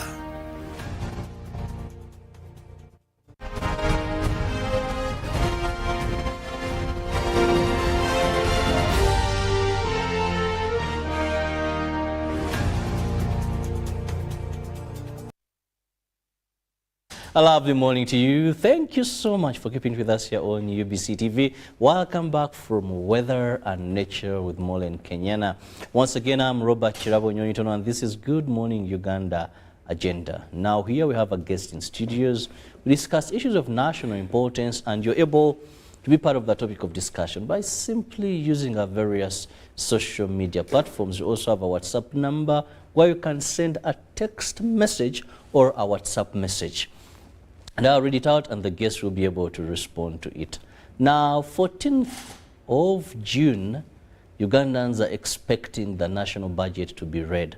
And of late it's done together with other members of the East African Community. Usually Kenya reads their budget on the same date, Tanzania does, and Uganda does. And we expect our Minister, that is for Finance, Planning and Economic Development, Honorable Matia Kasaja, to read it on behalf of His Excellency and on behalf of Ugandans, because of late the budget goes through a consultative process where many people are part of this process. And today I have one of the people that is usually at the center point of this budget, most when it comes to civil society organizations. And I want to look at this budget. Is it people-centered budget? Many a times you hear people talk about this is a pro-people budget. It's a budget for the people. Most so at this time when prices of essential commodities are really high. And joining me this morning is the man himself, Julius Mukunda, happens to be the Executive Director of Civil Society, that is a Budget Advocacy Group. You're most welcome, Julius. Thank you. Good morning. Good morning. It's nice to be here. To talk about taken some time to see you. To talk about budgets. But when I definitely meet with the budget is about. Yes. That is when we have to hunt for you because you know one interesting thing usually why I like having people from civil society is if there is any group that government considers in the budget process, apart from these local councils, and for them, with due respect to them, I may not expect so much from them. When it goes, because I've attended these consultations, yes, they invite councillors from what, then there is drinks, then they debate, then after budget, have we gotten value for money? Then allowances. Then allowances. Then they go home. Then they go home. But with civil society, you have the technical knowledge. This is a crop of learned people who are scrutinized, who are advocating for what they understand. Yeah. So most of the times why I get upset with you is you're part of this budget. When it comes out, then you see them again criticizing. Now I have you on set, Julius. First, let's begin by understanding, when you talk about this being a pro-people budget, or if we want to see if it's people-centered, we must understand if the people we are talking about really participate and their participation is relevant or it's just a mere process that government spends amounts of money on. Yet at the end of the day, it is the technical people that come up with what they give us and what we have to follow and look for the funds, and then they determine the expenditure. Yeah, again, thank you so much. I think to go on the first you asked, Julius, you've been this thing, but when it comes out, you are making a lot of noise. It's a negotiation, really. It's a negotiation. You know, there are a number of forces that are there. We need this, we need that. This is not needed, this is needed. And you can even see that even the parliament itself, as it is debating now, they have reached at the point whereby they actually reallocate the money. Government submits a budget, Parliament gets in and cuts money from different sectors and reallocates and puts in other priority areas. So it's really a negotiation process, and if you are not very careful, you can lose everything. So it's a give and take. And because civil society, for us, we have a number of fronts we can engage, because we can sit with government, engage it, pick 2 things out of it, probably 5 have not come out. Then when we go to Parliament, we also pick maybe 1 or 2, and off we go. So it's an engaging process, it's a consultative process, and you rightly said, it's a consultative process. The budget of today, in terms of consultation, is not the same as the budget of 10 years ago. Today, by the time the budget comes out, you practically have known who is going to get what. And I think that's very key and very important, because it helps us citizens to follow up the money. So is this budget people-centered? And for us, that's the anchor as civil society organizations, as civil society budget advocacy group. We are looking at to see whether, in simple terms, that the money that is allocated in the budget, whether it is actually going to directly benefit an ordinary person. I'll give a specific example. If we have a budget of 100 million, and the 70 of it is going in wage and non-wage for the technocrats, that budget is not benefiting an ordinary person. You are getting the remainder of the budget, and yet the whole concept, the whole idea of the budget is to develop the nation. You can never develop a nation if that nation has not developed its people. So first, for the first time, we've seen a budget that has prioritized human capital development. Human capital development is taking the first priority of our budget. It had never happened. What do we mean here? We are looking at education, we are looking at health, we are looking at creative awareness, mindset change. And I think for me, that is very critical and that is very important. Now, even before you go any further, I love the word mindset change, and I was reading through the parish development model, and I saw mindset change as one of the pillars. Now, between you and me, I had never thought mindset change is a serious issue until I faced people really where they consider they don't understand things at all. For example, vaccination. Somebody says, I don't want to get vaccinated. Why? No, I will die if I get vaccinated. And you were like, but you have a degree, a graduate, you think vaccination will kill you? Somebody said, yes, I might die, so I can't. That's the extent to which people are ignorant in terms of their welfare and their well-being. So that is mindset change we're talking about. So a parent, tell a parent, take a kid to school. I said, me mind, they will first have to grow crops, harvest. After harvesting, maybe that's when they will go to school. Or P7 is their university. And it takes a lot to convince that parent that, please, this child's future lies with the educational system. Without it, they are totally wasted. So yes, we need mindset change, and we need to seriously invest in mindset change. How is it going to be carried out? Because I'm seeing, even in the budgets, getting a portion, even in all these aspects. But I'm wondering, is it going to be sensitization? Is it, Julius, because most of the times monies are allocated and you have this excitement. Good, you've talked about this time, salaries, ammunition, not being top of what is spending, because you hear ministry has gotten this amount of money, then you clap. At the end of the day, it goes on allowances, salaries and all that doesn't trickle down to them. Exactly. But even with mindset change, I think we need to scrutinize this deeper. How is this going to be carried out? When I look at the parish development model, so much money now, parishes are going to get about 100 million each parish. That's the big elephant in the room. Yeah, and we are spending a lot into this new baby that we believe is going to do miracles. That other projects like Entandi, Wealth Creation, and all that do the miracles. Have failed. So how how is this going to be executed? Are you going to go to a village and invite people in case you're privileged to know? Yes, I mean, mindset change. I think for me, you are asking the bigger question of is how is government prepared to roll out projects?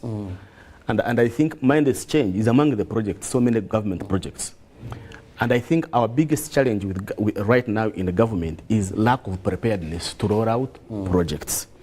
And therefore, mindset change might suffer the same problem like any other government program. Because, for example, the Auditor General is telling you that last year, only 40% of the projects were within timelines. That means that they were likely to be finished according to the date of completion, which means 60% of them were not. What does that mean? And he's telling you they are not because of one, lack of preparedness, you don't have a visibility plan, you have no right of way, so many things, experts we don't have. So even mindset change, part of it. And I think we take it to the parish development model we talked about. When you asked, is the people-centered, is the budget people-centered? I say yes, because now we have $1 trillion for parish development model. This money is directed on ordinary person now down.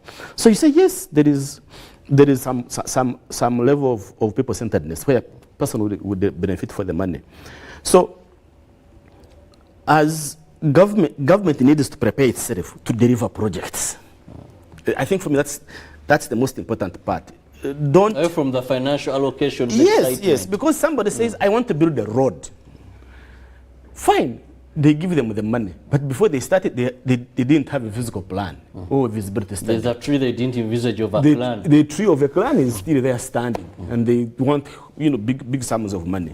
So that is lack of preparedness. And I'm glad. I mean, in a simple way, that is lack of preparedness. So you need, if you want to start a project, to say yes, I have the right of way. Everybody has been resettled, and I can hand over the area to the contractor to start the road. So I think as government as a whole must prepare itself, build the capacity to get ready to start any project. So the same thing with parish development model, for example. For 2 consecutive quarters, the Ministry of Finance has withheld the money for the parish development model. Not because the money is not there, but the money is there. But they said, please get prepared. Recruit parish chiefs. Let parish development committees be functional. And one of the things I was telling Minister of Finance, say, please, we beg you, don't release money to parish development model. If the parish development committees are not functional, if they are not existing, and of course, whether there are no parish chiefs. So you want to send money to a team that is ready to receive the money and start working. Otherwise, you send it, and next year we shall be here on this TV and telling the people, say, oh, our parish development money was stolen, simply because of lack of preparedness to execute a project. And I think for me, that is very critical and very, very important. So 2 things. It's centered because we have human capital development as the number 1 priority. Number 2 is we have the parish development model, funding, the 1 trillion. And number 3 is, I think, consultative processes have definitely increased. You have seen this year for the last 3 years. We've had the National Budget Month. Partly is to let the general public understand what the government is doing. Whether they are doing it right, or whether they are doing it wrongly, but it's time of accountability. So people are able to demand more information, ask the right questions, influence their parliamentarians and their councillors, tell them their problems, and I think for me, those 3 elements define how the people-centered budget, how the budget is people-centered, especially for this particular financial year. Do we have problems? Definitely, yes. And one of it, you mentioned it here, the price increase. This budget, we started drafting this budget in December, before the prices. And I have not seen any adjustments to deal with fuel, which was being budgeted at 3,800, it's switching now at 5,000 and 6,000. So executing this budget is going to be very problematic and very difficult because the situation has changed. If you want to buy soap, if you want to, the commodity prices, they have all increased. And that has not been captured. And it has not been captured. So you are likely to find sectors and MDAs really very constrained in terms of executing. Now, Julius, let's also, when you talk about a budget that is people-centered, one of the things is that when the budget is being read out, all that people look for are proportions given. What takes first? What comes second? What comes third? Is it this time also security? Is it defense? Has it now gone on infrastructure? You know, what goes to health? That is what we basically look at. And now many technocrats, as long as they look at the portions given various sectors, one will tell us it's people-centered because education has taken third. Okay. You know, it's people-centered because maybe defense. We all enjoy security. We all enjoy infrastructure. But one of the things that we don't look at is ability for these funds to be spent very well for the ordinary person to benefit. Yes. Let's talk about health to begin with. And when you look at this budget, the health allocation, last time I saw members of parliament saying, instead of constructing more hospitals, let's go back to those that we have. They mentioned about 3 hospitals. They're in very sorry state. Referral hospitals. Now you're talking about having more health center force. Why don't we look at these about 3 hospitals, even a health center force? Because we may want to be everywhere but nowhere. Yes. You visit a hospital, same goes to the education sector. What you call a school may not only be buildings. No. It may actually be the computers, we're talking about ICT, sciences, but how many are going to study sciences? So the ability to transform these allocations to benefit into services. Do we have these monitoring monies that are put there, monitoring and supervision? Has this budget captured that element? Because most of the times you host this plan, they tell you, but we lack funds, Robert. Yes. If you are to go and monitor, if you are to go and supervise, we don't have that budget. As a civil society organization, you want accountability. Definitely, yes. You want service delivery. Yes. But to this accountability monitoring, how did you capture this in this coming budget? And I think you're asking a very good question in terms of transferring the allocations into benefits and services. Because it's one way to say that agriculture has got 800 billion, and another to say what actually has that money done. And I think that's a very, very valid question. And it is the big elephant in the room. Why? Because in a government, and this is something I've been talking about, I said, look, it is very expensive for government to deliver a service. Tell government that please print an exercise book and distribute it to all the children in this country. The exercise book, which on the market street is costing 200, 300 shillings. Government will deliver that book at 20 times or 40 times. And you ask yourself, why does that happen? So the little money, which would have really covered so much, end up covering very little. Why? Because, and I say it, and for me what I've realized is that corruption in this country, misuse of resources in this country, is no longer an element of robbery. You pick a man and run away. No. It is planned for and it is executed. How? You plan to buy 10 exercise books, put an astronomical figure in the budget.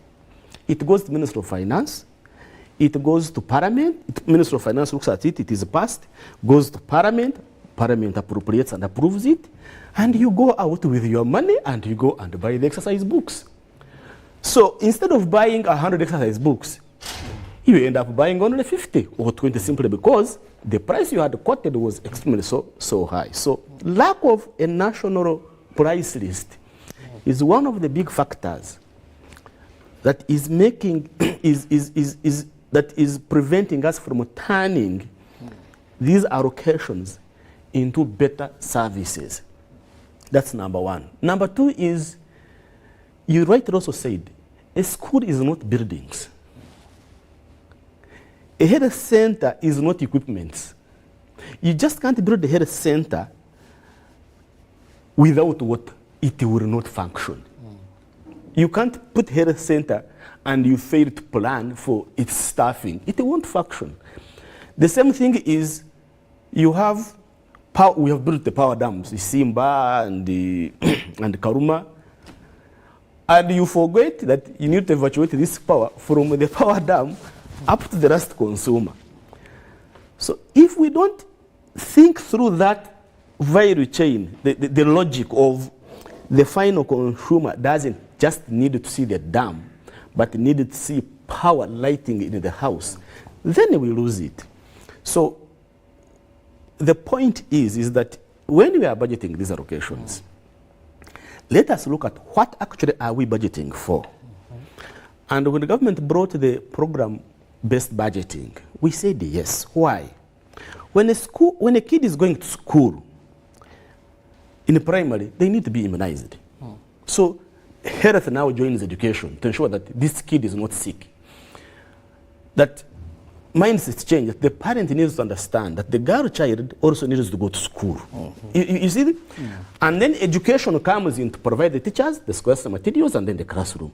That is, now the kid will go to school. Water will also actually come in to provide sanitation, water at school, clean water at school. So that concept must be budgeted for properly so that the kid goes to school.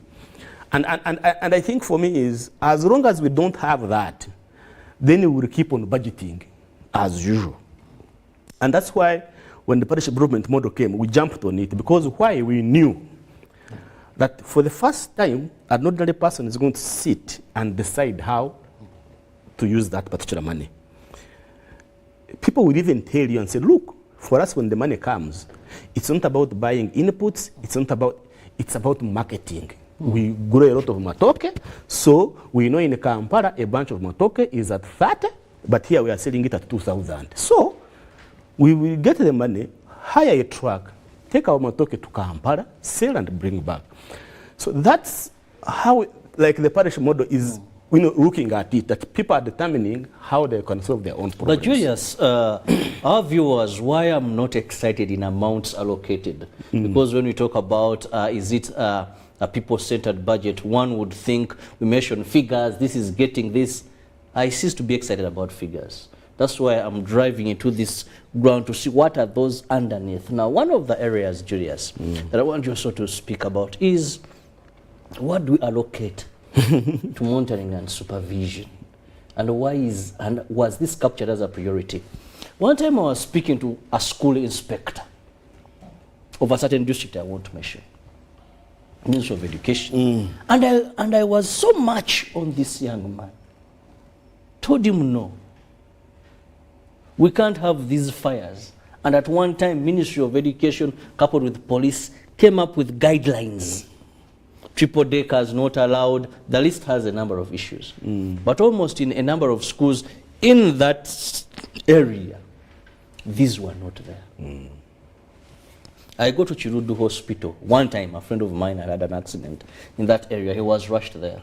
I saw on the notes board, Doctor so-and-so, is it doctor on call? There's what they write. Doctor on call, doctor.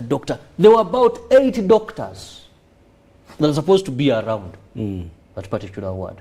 Names given properly. I ask, where are these doctors? I said, Tebali you.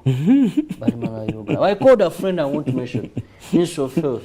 So, Robert, no, you can't say there are no doctors. Doctor so-and-so is around. Get the end of the station. Let me have their numbers and call them. I called one and introduced, I'm so-and-so, a journalist. Said, give me 45 minutes. Wow. 45 minutes, I saw the car. Almost flying, getting to that. Now, when I ask this person that, you're in office, you allocate money, you have the people, but on ground they're not there. Why don't you have someone who monitors? And he told me, you see, with your budgets. That is a crucial factor that we don't have. Few inspectors to inspect the schools. District like Wachiso may have about 20,000, have about 5. In hospital, these projects, little do we give to these that can follow up. And that's the biggest challenge of government programs. Monitoring, supervision. That's where you wait for the state house corruption, you wait for this, you wait for that, and you ask, where was it? Because this is a crucial factor. It's not budgeted for most of the time, so strengthened in terms of the budgetary process. I think for me, in that perspective, the best thing that we need in this country is, of course, funding for the Auditor General's office, because he does the audit. And you can say maybe that's a sometimes the audit comes late. When she does post-mortem. That is what annoys me. Post-mortem. But it helps tell you that these things have happened, they shouldn't happen again. The other element you talked about, inspectorate in schools, and I think it is one of the least funded areas in the budget. But at one time I interacted with a senior civil servant, and he said there used to be only one inspector in a school who would inspect all the schools without a vehicle. He said, but today, you find within a district there is a municipality, like 4 other inspectors, that even the inspector in the municipality, I mean, we have some municipalities that are just one street, he's unable to inspect the schools within the municipality simply because he said he has no car. So I think for me, inspection, yes, we need the resources, but also is there a number of things we can do with the inspection. For example, I mean, if I was an inspector, one of the things I would rely on are the parents and the children in a school, whether teachers are teaching, whether they're not teaching. That's number one. Number 2 is we have so many civil society organizations doing service budget monitoring and service delivery tracking. Get to them and ask them and see what happens. They will provide all the information and then take a corrective action. But I think the biggest challenge in having a corrective action is that even with this existing information that things are going wrong, you find that there is little action taking place to prevent it.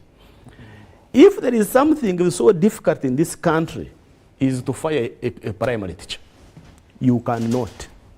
Even when the evidence is just so much there, the best thing the cow can do on the district is transfer them from one school to another. Take that incompetence from school A to school B. But to fire them because of incompetence in discipline and the rest, forget about it. So because of that, you find that civil service really, they have relaxed because there isn't much you can do to push them out. And I think for me, that's one of the reforms that needs to be done. That you are employed because you have been given some key performance indicators. If you don't achieve them, please, there is an exit. Somebody else can be able to come and do some work. So I agree that funding for monitoring supervision is very important. Ministry of Finance has got a budget monitoring and analysis unit, and they do throughout the budget process. They do the monitoring of budgets. And some of us who are very keen in terms of budget, we're able to access this information and know projects that are not doing well, projects that are doing well, and are able to engage the policymakers about these particular projects so that they can be able to improve. And I'm happy this time around. I've seen Parliament really taking a very keen note on the performance of our projects, which I think for me is very important, because when the project is not finished, you'll not realize the benefits of that particular project in time. Look at the Busegampiji Express, 5 years down the road. We commissioned it 5 years ago. Down the road, it's still in the making. So we have not got the benefits. And so there are other more important projects that you still haven't benefited. We have benefited so Julius, what you've talked about and what many talk about is the fact that, yes, we have where we can look at gaps, but unfortunately that most of these come when it's maybe too late. Last week, Parliament came up with a number of reports. Very interesting reports. Very, very interesting. They have been very busy these days. Very busy. When I read through the Nakawana group, I almost poured a cup of tea. I was out of shock. Now this is damage already done. When I look through, damage already done. When you look, and at the end of the day, much as these monies don't return to the coffers, but the Ugandans don't get the services they're supposed to be getting. Now, what mechanisms can we put as stopgaps? Enough postmortem is done. Today we are looking at if it is people-centered. If you come after 2 years or 1 year, for the damages done in the education sector, for the damages done in this expenditure, at the end of the day, the purpose of this budget may not be achieved. I mean, and you are very right, is that I think our biggest challenge is really we have an implementation challenge in this country. We have the best best people in offices, but when it comes to implementation, it becomes a different matter. And one of the things I think that we need to do to ensure that we realize is really to enforce sanctions. You are an accounting officer. It is very clear.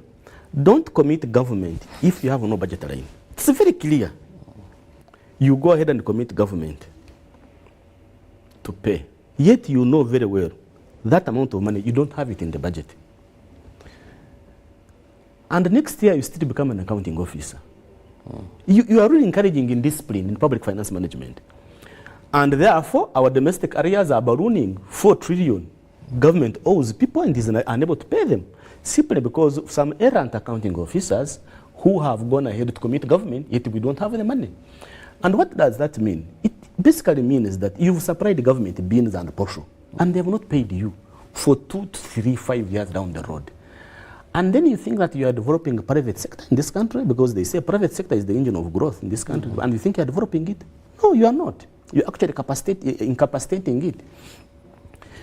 So we need really to enforce sanctions. That if somebody has not fulfilled or has done wrong, put them aside. Let's get the best people to execute this work.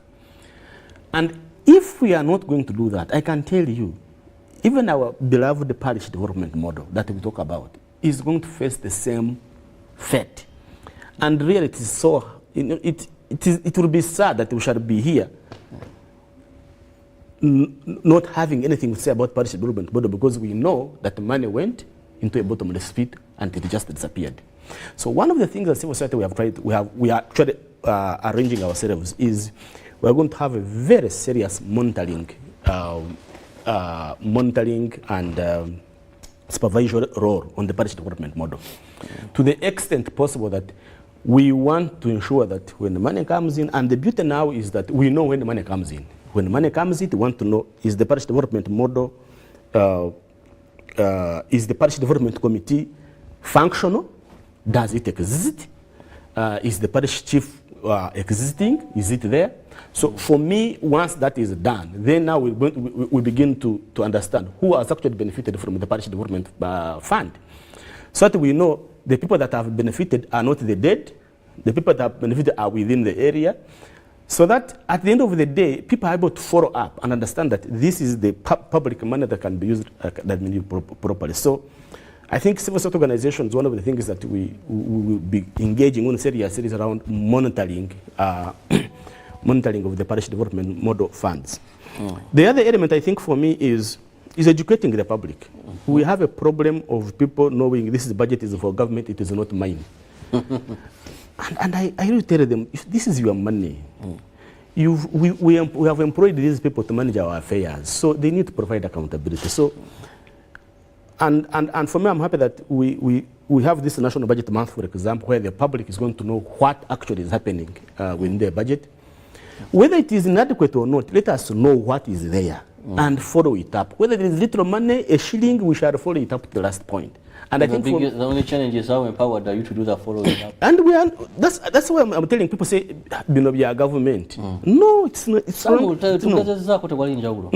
no, because we have seen it happening. We have seen communities making change in their areas. Now, Julius, before I go to some questions coming in, I also want us to look at this budget. There's so much that government has put billions into recovery from COVID-19. SMEs, almost at all levels, go to Uganda Development Bank. Matia Kasaja was so sure, plus all the technical part, of course, looking into putting money for these struggling companies, struggling businesses, to be able to get back to their feet. Do we see this practical? During COVID-19, I think it was around the second lockdown, I hosted Kasita, that's Kampala Capacity Traders, and they told me, you're a journalist, prove that our members got this money. I think for me is, during the COVID pandemic, it was a bonanza for everybody, really. If you read the reports, it was just a bonanza for everybody. But we pushed, and I'm glad that when you say money is going to UDB, I mean, it's not going for your circle. It's not going for your trader on the street. Even looking for UDB, I mean, for your trader, it's... But you're looking at SMEs. So we said we wanted small and medium enterprises. And we are glad that the government has put in 200 billion for small and medium enterprises. They give loans between 2 million up to 40 million, something like that. Targeting those ones. And I think for me, I would have wished that one is tripled even, because most 90% of our economy really is around small and medium enterprises. So that's a good thing. And of course, government has got a Myoga, which they have put in. And me, I usually argue that why don't you get a Myoga money and you put it in the parish development fund, a model, because it's almost the same. And also there is the Uganda Microfinance Support Center. And that one actually goes directly to those small circles in different districts. So yes, there are those particular funds that are going in those particular areas, and I think my only problem is it is so little compared to the problem. You want to put 200 billion in UDB, 500 billion in UDB. Okay, fine, but the people you are targeting there might even have the capacity actually to go and get this money somewhere else. It could have been a split so that you have so many people benefiting from this. And once you do that, you are really boosting aggregate demand in the economy. You are making people spend, you are making people buy, buy products. So my only challenge is that it is little. I would have wanted to see more investment in this particular area. Now, a question for you here. The national budget for this year is not going to favor Ugandans, but government. itself, because you can't force people to contribute 20 trillion when you have hijacked the goods. Well, I don't have the name there, but that is his view of that. Then, good morning, UBC. Thanks for the program. In order to ensure successful implementation of government programs at grassroots level, there is need to institute honest people to support the monitoring. Thank you. That is Maurice Okuchu from Lila. Thank you so much, Maurice Okuchu from Lila City. Let's first do with those two. Government has hijacked. I don't know what he looks at the domestic revenue expected. Uganda to contribute towards this year's budget, and it looks at that as a big figure, about 25 trillion. Yeah, I mean 25 trillion. But I think for me, we have even the capacity even to contribute to fund our budget. I think we have the capacity to fund our budget. And what do I mean? Out of the 48 trillion that we are talking about, it's only 30 that we can allocate, because the rest is already committed. Debt related. I think we can raise 30 trillion in this country if only each and every one of us pays their fair share of taxes. And for me is, we don't even, and I'm glad this time we have not introduced new taxes or tax rates, but try to expand the taxation base. Ensure that each and every, let me give you an example. Rentals. For example, the rental tax. It's highly underperforming. A rental in Nakawa, in Rubaga, if you are renting, and there is a person in Chisora and Kotido is also renting, we should all be on the tax register. All of us should be on the tax register. But we start with Nakawa and then we remain there and Rubaga, but we have not expanded to go to all other districts. And yet we know urbanization is taking place in these particular districts. So why don't we invest? Why don't we invest in collecting rental taxes? So really for me is that, as government really, is that we are still so slow in investing in URA to collect for us more taxes. Of hiring honest people, I agree, 100%. Is that we need to pay people well. That's number one. The salaries of our public servants is really, really ridiculous. We need to pay them well and then demand performance from them. Without that, I can tell you, it's going to be very difficult. Well, I want to thank you so much. Julius, in a minute, let me have your final remarks regarding the coming budget and, of course, a word for Ugandans to really be more interested. I want to use the word more interested in banning for service deliveries, knowing what they have been allocated. One time I was in Uganda, there was a notice board of how much money has been sent for what particular project. I was like, yes, since then I've never seen it elsewhere. Yes, and I think finally for me, one is that I encourage Ugandans, please let's wait for the budget speech. Let us all listen in and see how much it is coming to our way. Number two is, please, that school belongs to you, does not belong to President Museveni. If it's functioning, it is for you. If it's not functioning, you are the one losing out. Get involved in monitoring projects. You don't need a license to monitor a project. No. You have a right as a citizen to see whether the school and the health center is functioning.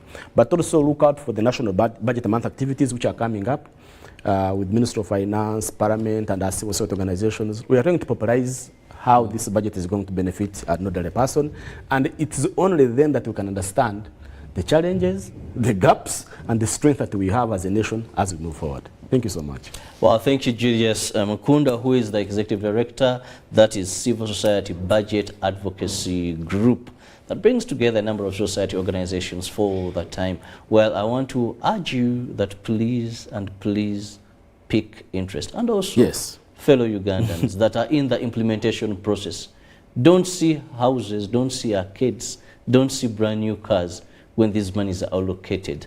See the need to serve the country, because what goes wrong may come back to you. If you're supposed to staff that hospital, you never know. Maybe one time it is where you have to go. COVID proved to us where no body would be flown outside of the country, but had to get treatment here in hospitals, maybe where you could have participated in something fishy. Have a lovely day. God bless you. Yeah.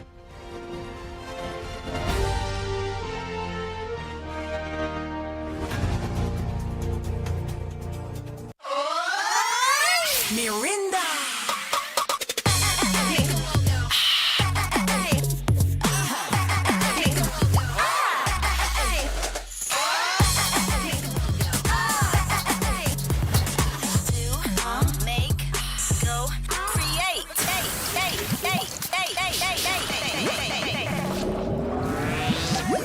Grab yourself an ice-cold bottle of Mirinda Orange at any shop or supermarket near you. Mirinda Orange, the taste that makes you go OMG.